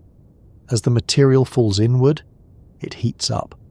When the core becomes hot and dense enough, nuclear reactions begin and the star starts to shine. For millions or billions of years, there is a balance between two opposing tendencies. Gravity tries to pull everything inward. The energy released by nuclear fusion pushes outward. The star exists in a kind of steady tension between these forces. Eventually, for some stars, the fuel runs low. The outward push weakens. Gravity gains the upper hand, the star begins to contract. What happens next depends on how much mass the star has. Smaller stars settle into dense remnants like white dwarfs. Larger ones can collapse into neutron stars. The most massive ones continue collapsing until even the pressure of tightly packed neutrons cannot stop the inward fall. At that point, an event horizon forms and a black hole is born. This sequence is not an accident. It is a consequence of the same physical laws that govern the star's life from the beginning. The black hole is not a failure of the star. It is one of the possible endings written into the rules of gravity and nuclear physics. From this viewpoint, a black hole is less like an error message and more like a chapter in a longer story. It is what happens when a certain set of conditions is met, just as a supernova is what happens when a massive star reaches the end of its ability to support itself. There is a similar story on a larger scale. In the centres of galaxies, including our own Milky Way, sit supermassive black holes with masses millions or billions of times greater than that of the Sun. These giants did not form from the collapse of a single star. They grew over time through the merging of smaller black holes and the slow accumulation of gas and stars from their surroundings. This process is tied to the evolution of the galaxies themselves. Observations show a close relationship between the mass of a galaxy's central black hole and the properties of the galaxy's bulge of stars. This suggests that the growth of the black hole and the growth of the galaxy are connected. In this context, the black hole is not an isolated oddity. It is part of a larger system. It influences how gas moves, how stars form, and how energy is distributed on galactic scales. When a supermassive black hole is actively pulling in material, it can release enormous amounts of energy into its surroundings. Jets of high-energy particles can shoot out from the regions near the horizon, extending for thousands of light years. radiation from the hot gas in the accretion disk can heat and push away surrounding material. These processes can slow down or even halt star formation in parts of the galaxy. In this way, the black hole acts as a kind of regulator, helping shape the long-term evolution of the galaxy. This role is difficult to square with the idea of a cosmic error. Errors do not usually play such integrated, constructive parts in larger systems. Black holes, by contrast, appear to be woven into the fabric of cosmic history. Another way to see this is to look at how common they are. Astronomers estimate that there may be millions of stellar mass black holes in our galaxy alone. They are not rare anomalies. They are a natural outcome of the life cycle of massive stars. Most of these black holes are quiet. They do not have glowing disks or dramatic jets. They simply exist, moving through the galaxy, occasionally interacting with other objects, but often going unnoticed. This quiet abundance gives them a kind of normalcy. They are not special cases. They are one of the many kinds of objects that populate the universe. There is also a mathematical sense in which black holes are not errors. In general relativity, they arise as well-defined solutions to the equations. The Schwarzschild solution, which describes a simple, non-rotating black hole, is not a pathological case. It is a clean, elegant expression of how space-time can be shaped by mass. More complex solutions describe rotating black holes, charged black holes, and black holes in expanding universes. These solutions fit naturally into the framework of the theory. They are not tacked on as exceptions. They are part of the structure. This does not mean that every aspect of these solutions is fully understood. The singularity at the centre remains a place where the theory likely breaks down. But the existence of the black hole itself, the horizon, the way it influences its surroundings, and the way it evolves over time are all described within a consistent, tested framework. This distinction is important. It separates the object from the limits of our description of its interior. The black hole is not the problem. The singularity is where the problem appears. Another perspective that helps recast black holes as objects rather than errors comes from thermodynamics. Black holes follow laws that closely resemble the laws of thermodynamics. They have a temperature, related to the surface gravity at the horizon. They have an entropy, related to the area of the horizon. These properties are not arbitrary. They fit into a broader pattern of how physical systems behave. The fact that black holes can be assigned a temperature and an entropy suggests that they are not outside the domain of physical law. They are part of it. The entropy of a black hole is especially intriguing. It is enormous, far greater than the entropy of an ordinary star of the same mass. This reflects the idea that a black hole can exist in a vast number of microscopic states, even if we cannot directly observe them.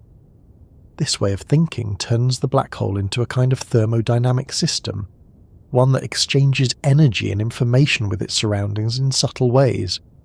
The possibility that black holes slowly lose mass through Hawking radiation adds another layer to this picture.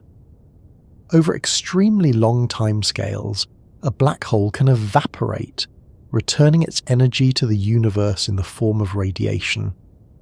This process is unimaginably slow for large black holes, but it suggests that even these extreme objects are not permanent.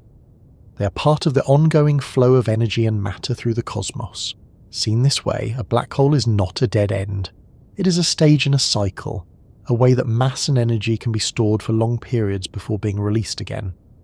There is also a conceptual shift that happens when you think of black holes as objects rather than errors.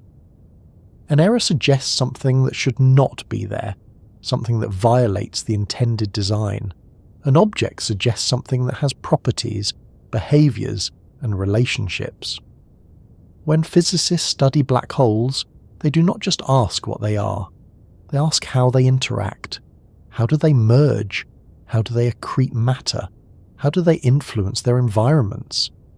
These questions treat black holes as participants in physical processes, not as exceptions to them.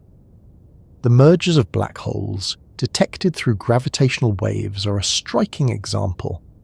When two black holes spiral toward each other and combine, They produce a characteristic pattern of space-time ripples that can be measured here on Earth.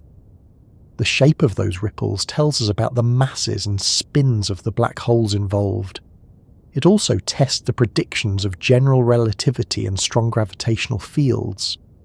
The fact that these predictions have been confirmed so far suggests that black holes behave in a consistent, rule-governed way, even in these extreme events. This consistency reinforces the idea that black holes are not places where physics stops working. They are places where physics is pushed to its limits, but still functions in many respects. There is also an aesthetic dimension to this. Many physicists are drawn to the elegance of the black hole solutions in general relativity. The way a complex dynamic process like gravitational collapse can lead to a simple, well-defined object is seen as a kind of beauty. The idea that a black hole can be fully described by just a few numbers, despite the complexity of what falls into it, suggests a deep simplicity underlying the apparent chaos. This simplicity does not erase the mystery. It frames it. It tells us that there is a structure there, even if we do not yet understand all of it. Another way to move away from the idea of cosmic error is to consider how black holes fit into the broader pattern of extremes in nature. The universe is full of objects and phenomena that operate at the edges of what we consider normal. Neutron stars have densities that compress atomic nuclei together. Quasars shine with the light of trillions of stars. Gamma-ray bursts release more energy in seconds than the sun will in its entire lifetime. These are not errors. They're expressions of the same physical laws operating under different conditions. Black holes belong in this family. They are not violations of the rules. They are what happens when the rules are applied in a regime of extreme mass and compactness. This perspective can make them feel less alien. They become part of a continuum rather than an exception. There is also a philosophical aspect to this shift. Treating something as an error often implies that there is a correct state of the universe, and that this thing deviates from it.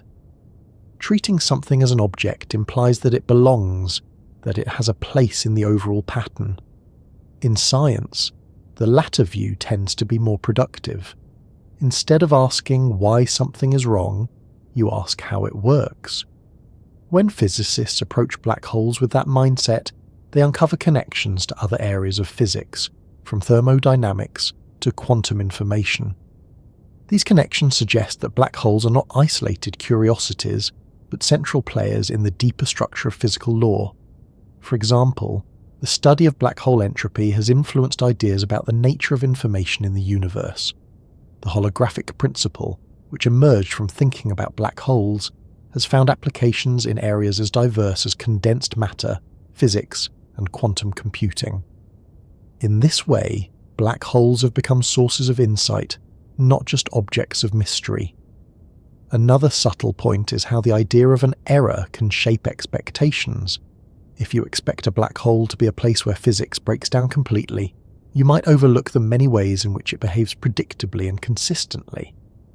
Recognizing the black hole as an object encourages a more balanced view. You can acknowledge the limits of current theories while still appreciating the areas where those theories work remarkably well. This balance is reflected in the way physicists talk about singularities. They do not usually say that the black hole itself is a singularity. They say that the theory predicts a singularity at the center. This phrasing keeps the focus on the model rather than the object. It leaves open the possibility that the true interior is something different. In that sense, calling black holes cosmic errors might be more about our discomfort with the singularity than about the black hole itself. There is also a connection here to how we think about the beginning of the universe. The Big Bang is often described as a singularity, a point where our equations break down. But the universe itself is not usually treated as an error. It is treated as a fact, a given. The breakdown of the equations at the beginning of time is seen as a challenge for theory, not as a flaw in reality. The same logic can be applied to black holes. The breakdown of the equations at the center is a challenge for our understanding, not a sign that the object itself should not exist. This parallel reinforces the idea that singularities are markers of the limits of our descriptions, not markers of mistakes in the universe. There is also an emotional element to how we relate to black holes. The idea of something that swallows light and hides its interior can evoke a sense of unease. Reframing black holes as objects with a place in the cosmic order can soften that feeling. They become less like voids and more like landmarks, less like threats and more like features. This does not remove the sense of awe, it changes its tone. Instead of being awed by something that seems to break the rules, you can be awed by something that follows the rules to an extreme conclusion. That conclusion leads to a region we do not yet fully understand, but it does so in a way that is consistent with the broader patterns of the universe. The black hole stands not as a mistake, but as a natural outcome, a participant in the ongoing story of stars, galaxies, and the evolution of the universe. It is a place where the rules we know reach their limits, but also a place where those limits invite new ideas. Instead of beginning with a collapse or a boundary, it can be useful to start this part of the story with a pause, the kind you take when you reach the end of a familiar path and notice that the ground ahead looks different. There is no signpost telling you exactly where to go next, only a sense that the old map no longer quite fits the landscape. This is the position physicists find themselves in when they ask what, if anything, replaces the singularity inside a black hole. The singularity, as it appears in the equations of general relativity, is a clear and simple feature on paper. It is the place where certain quantities become infinite and the usual rules stop giving meaningful answers. For a long time, it has served as a kind of placeholder, a marker for the point where our current description reaches its limit. But a placeholder invites replacement. It suggests that something else, something more detailed or more physically grounded, might eventually take its place. To explore what that something else might be, it helps to think about what the singularity is meant to represent in the first place. In the standard picture, it is the endpoint of collapse, the ultimate concentration of mass and energy into an infinitely small region. It is where space-time curvature becomes unbounded, and the familiar structure of cause and effect seems to unravel. If you step back from the mathematical language and ask what this means in physical terms, you quickly run into trouble. Infinite density and infinite curvature are not quantities you can measure or observe. They are not states you can compare to anything else in the universe. They are in a sense beyond the usual vocabulary of physics. This is why many physicists suspect that the singularity is not a literal feature of reality, but a sign that the theory being used has run out of applicability. From that starting point, a wide range of ideas opens up, each offering a different answer to the question of what might replace the singularity. One of the simplest possibilities is that the singularity is replaced by a region of extremely high but finite density and curvature. Instead of a point, there is a small core. Instead of an infinite spike, there is a steep but bounded peak. This idea fits naturally with the notion that there is a smallest meaningful length scale in nature. If space cannot be divided indefinitely, then there is a limit to how small a region can become. Matter collapsing inside a black hole would reach that limit and then have to respond in some other way. In this picture, the interior of a black hole would contain a compact dense object, sometimes referred to in the literature as a Planck star or something similar. The name reflects the idea that its size and properties would be governed by Planck scale physics, where quantum effects become dominant. Such an object would not be a star in the usual sense. It would not shine or burn. It would be more like a core of space-time and matter in an unfamiliar phase, held in a state of extreme compression by gravity and by the rules of quantum mechanics. The details of how such a core would behave are still speculative. Some models suggest it could be long-lived, persisting for times far longer than the age of the universe as we experience it. Others suggest it could eventually transform, releasing energy or information in some subtle way. Another class of ideas involves the concept of a bounce.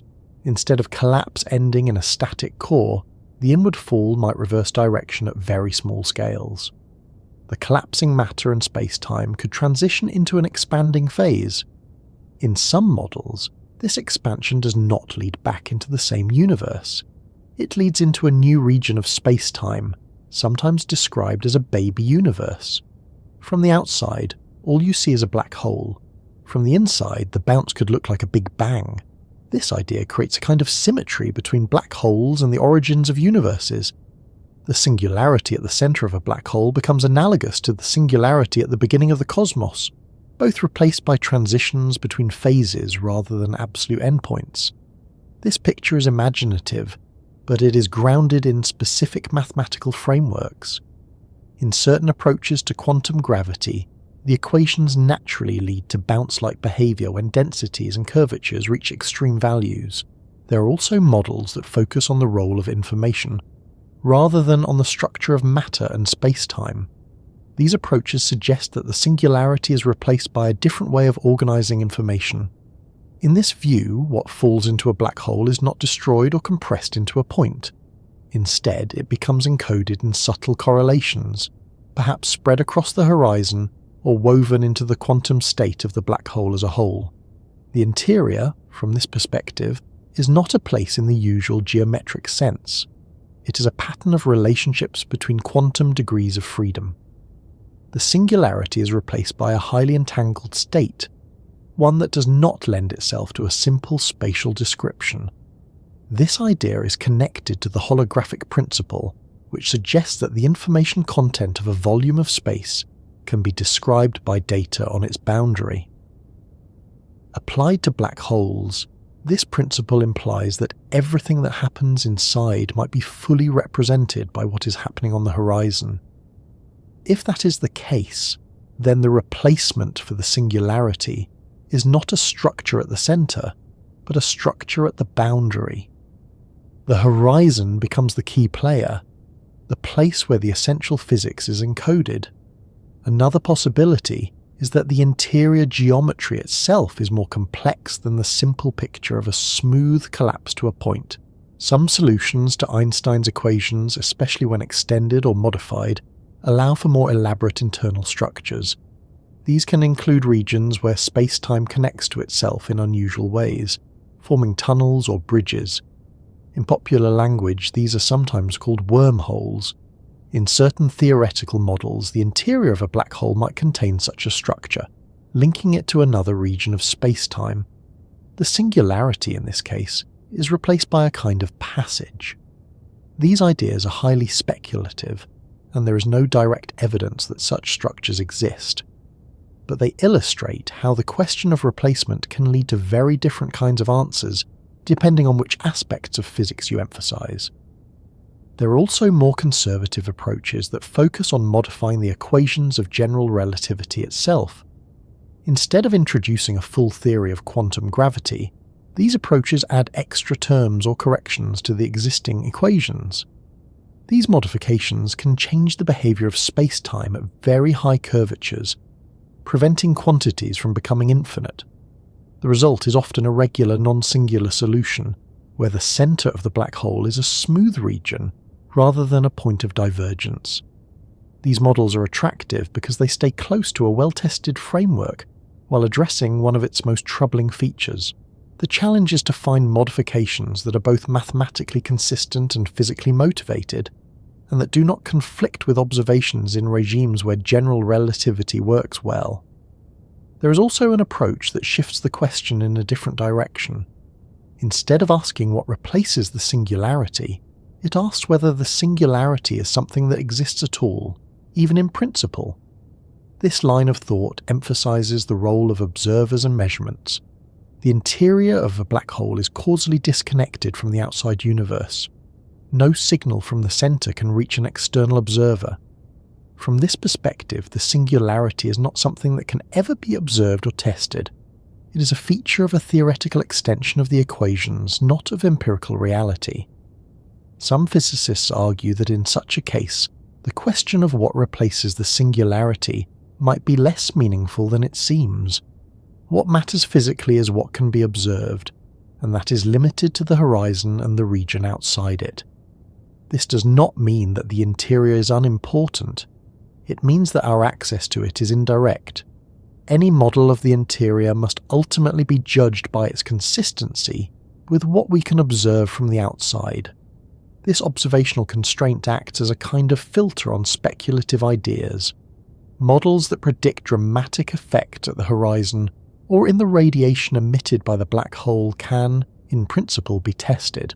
Models that confine all their novelty deep inside may be harder to evaluate. This interplay between theory and observation is an important part of the story. It keeps the question of replacement grounded, even as it invites imaginative possibilities. Another angle on this question comes from the study of black hole evaporation. According to Hawking's calculations, black holes are not completely black. They emit radiation and lose mass over time. If a black hole evaporates completely, what happens to the information that fell into it? This is known as the information problem. If there is a singularity that destroys information, that seems to conflict with the principles of quantum mechanics, which suggest that information should be conserved. Many proposed replacements for the singularity are motivated, at least in part, by the desire to resolve this tension. If the interior has a structure that preserves information in some form, even if it is hidden or transformed, then the conflict can be eased. For example, in models where the interior leads to a baby universe, the information might be carried into that new region. From the perspective of the original universe, it appears lost. From a broader perspective, it is still part of the overall physical system. In models where information is encoded on the horizon, the interior becomes less relevant to the question of conservation. The singularity is replaced by a different kind of accounting system, one that operates at the boundary rather than at the center. These ideas show how the question of what replaces the singularity is tied to deeper issues about the nature of information, measurement, and the scope of physical law. There is also a practical side to this exploration. Many of these models make subtle predictions about how black holes should behave, especially in dynamic situations like mergers or during the late stages of evaporation. As observational technology improves, physicists hope to look for signatures of these effects. Tiny deviations in the pattern of gravitational waves, unexpected features in the radiation from black holes, or anomalies in the motion of matter near the horizon could in principle provide clues. So far, the observations are consistent with the predictions of general relativity. This does not rule out more complex interiors. It simply means that any replacement for the singularity must be subtle enough not to disrupt the behavior of the black hole in the regimes we can observe. This constraint is both limiting and guiding. It narrows the range of viable ideas while also focusing attention on those that can be connected, even indirectly, to empirical data. Another theme that runs through many of these ideas is the role of scale. What happens at the smallest possible scales can have implications for the largest possible structures. If the interior of a black hole is connected in some way to the origin of a universe, then the physics of the very small and the physics of the very large are linked. This kind of connection is appealing because it suggests a kind of unity in the laws of nature. The same principles that govern the collapse of a star could, in some form, govern the birth of a cosmos. Whether this is more than a poetic symmetry remains to be seen, but it illustrates how the question of replacement opens up a wide landscape of ideas, spanning from the technical details of quantum geometry to the grand structure of the multiverse. There is also a more modest possibility that the singularity is replaced by something we have not yet imagined, something that does not fit neatly into our current categories of matter, energy, space, or information. History offers many examples of such surprises. Before the discovery of atoms, matter was thought to be continuous. Before the discovery of quantum mechanics, energy was thought to be infinitely divisible. In both cases, new concepts reshaped the way reality was understood. The interior of a black hole may be another place where a new concept is needed. This openness is part of what makes the question compelling.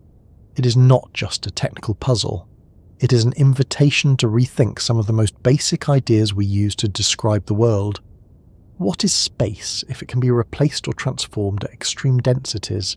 What is time if it can continue through a bounce or be encoded in correlations rather than in a sequence of moments? What is information if it can be stored on a surface or carried into a new region of space-time? These questions extend beyond black holes. They touch on the foundations of physics as a whole.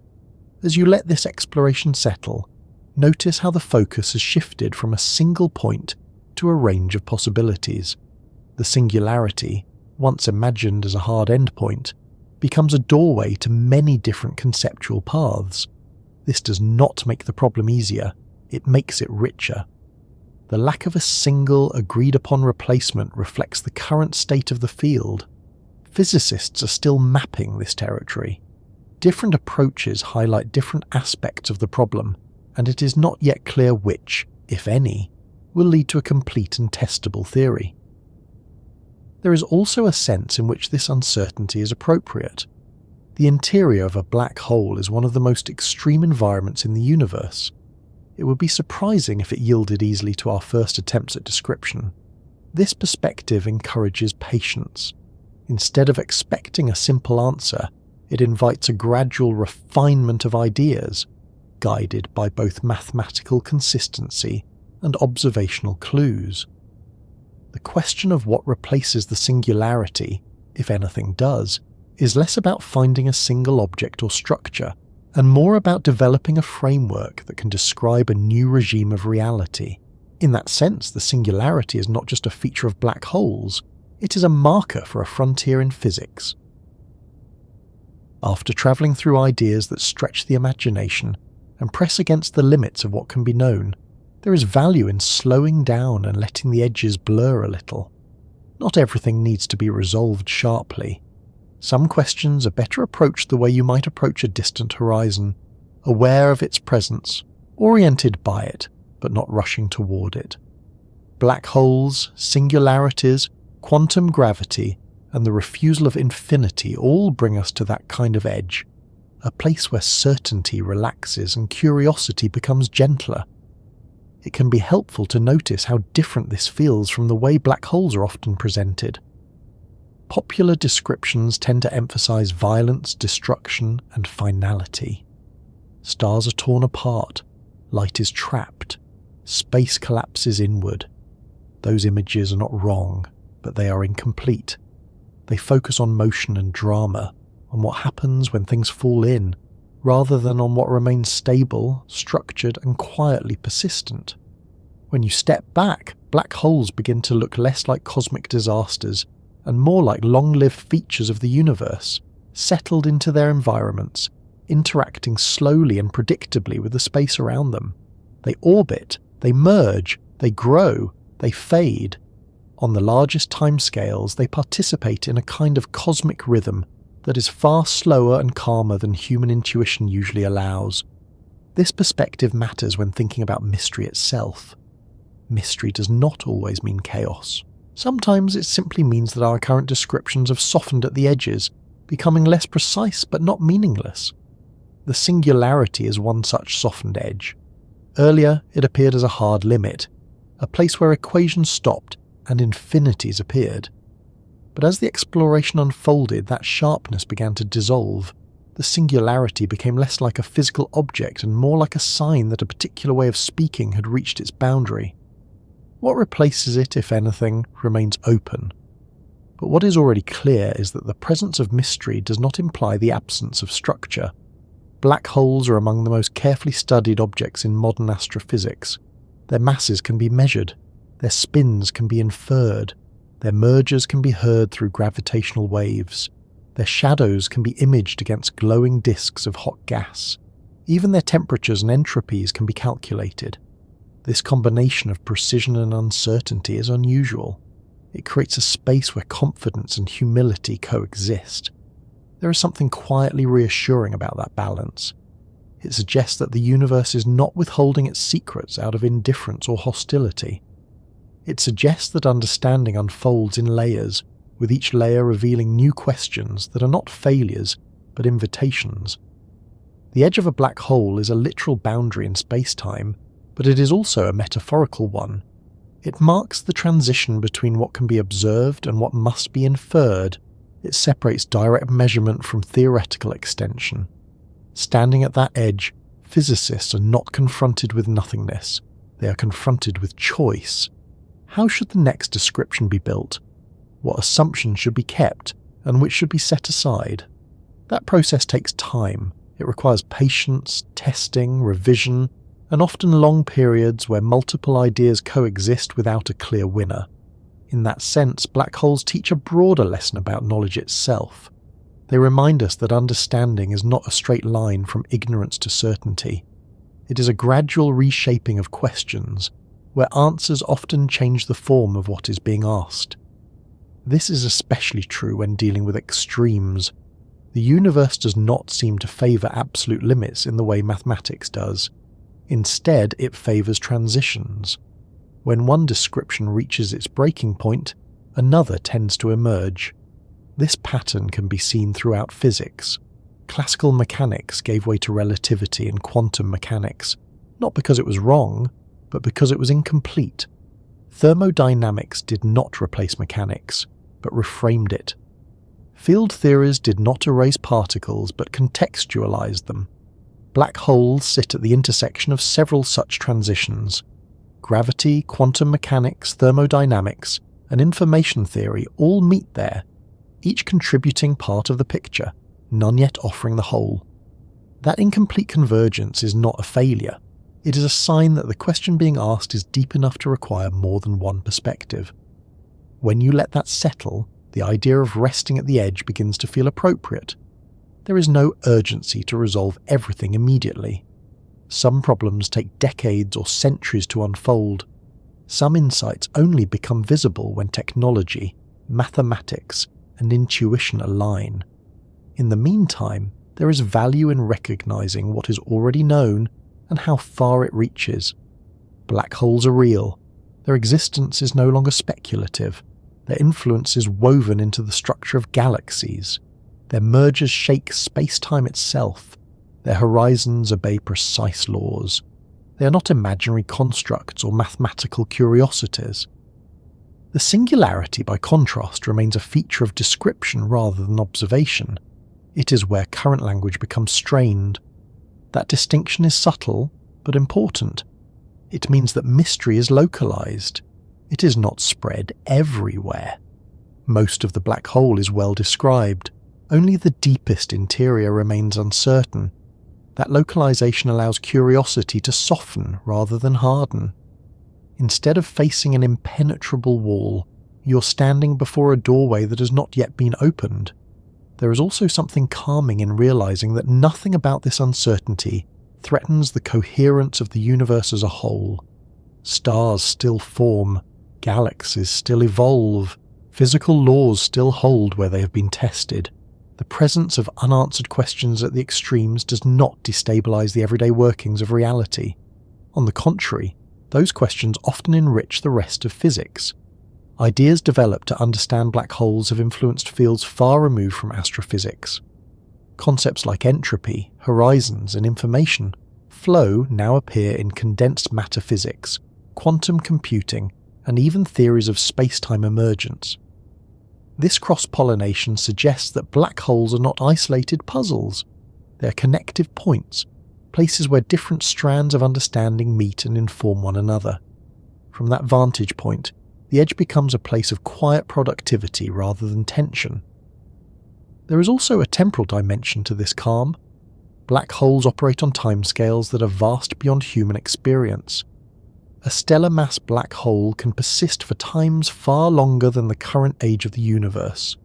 A supermassive black hole will outlast most of the structures around it. Even Hawking radiation, which slowly erodes black holes over immense durations, acts on timescales so long that they border on the abstract. This slowness invites a different kind of thinking. It shifts attention away from dramatic moments and toward enduring processes. The black hole is not constantly consuming or collapsing. Most of the time, it is simply there. That sense of presence rather than action aligns naturally with rest. When thinking about sleep-oriented science, this matters. The goal is not to provoke alertness or tension. It is to offer ideas that can be held lightly, without the need for immediate resolution. Mystery, when framed gently, can be soothing. It allows the mind to wander without pressure. The idea that some questions remain open does not have to feel unsettling. It can feel spacious. It creates room for imagination without demanding conclusion. At the edge of a black hole, nothing is being asked of you. There is no decision to make, no answer to produce. There is only awareness of how much has been learned and how much remains to be explored. That awareness can settle into something like acceptance. Acceptance does not mean resignation. It means recognizing that understanding unfolds at its own pace. In science, this pace is often slower than personal curiosity would prefer, but it is also steady. Each generation builds on the last. Each refinement adds clarity without erasing what came before. Black holes themselves embody this layered stability. Their external behavior can be described cleanly, even while their interiors remain mysterious. That coexistence shows that partial understanding is still meaningful. You do not need to know everything about an object to know something true about it. That lesson extends beyond physics.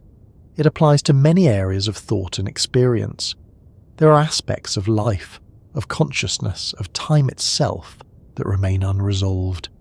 That does not make them chaotic or threatening. It makes them deep. Depth is not the same as danger.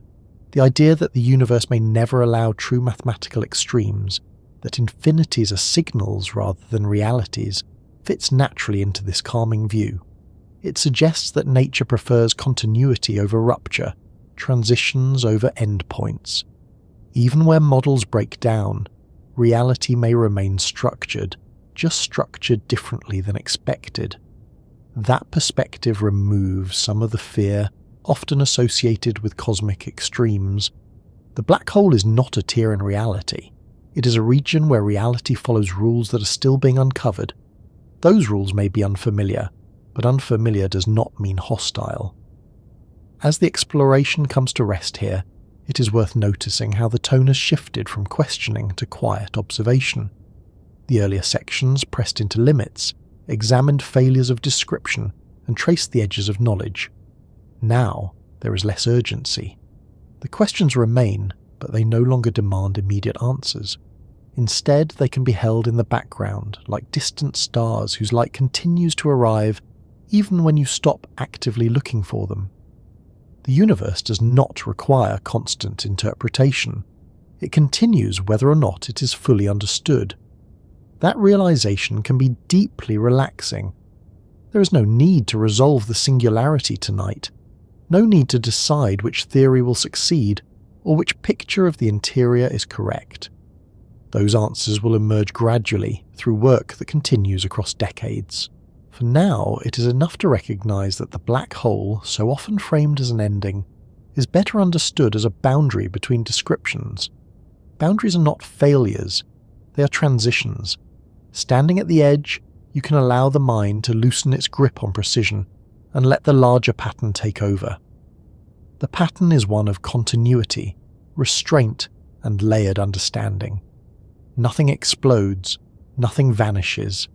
The universe simply continues, quietly complex, patiently unfolding.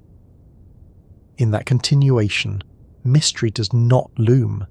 It settles, and as it settles, it becomes less something to confront and more something to rest beside, like the distant hum of a process too large and too slow to disturb the present moment. You do not need to cross the edge to appreciate it. You only need to acknowledge that it is there and that it does not threaten the coherence of what surrounds it. The black hole remains, the questions remain, the universe remains. And with that steady presence, there is space to relax, to let the mind drift, and to allow curiosity to soften into calm. Not because everything has been answered, but because nothing urgent is being asked. At the edge, where explanation fades into possibility, there is room for rest,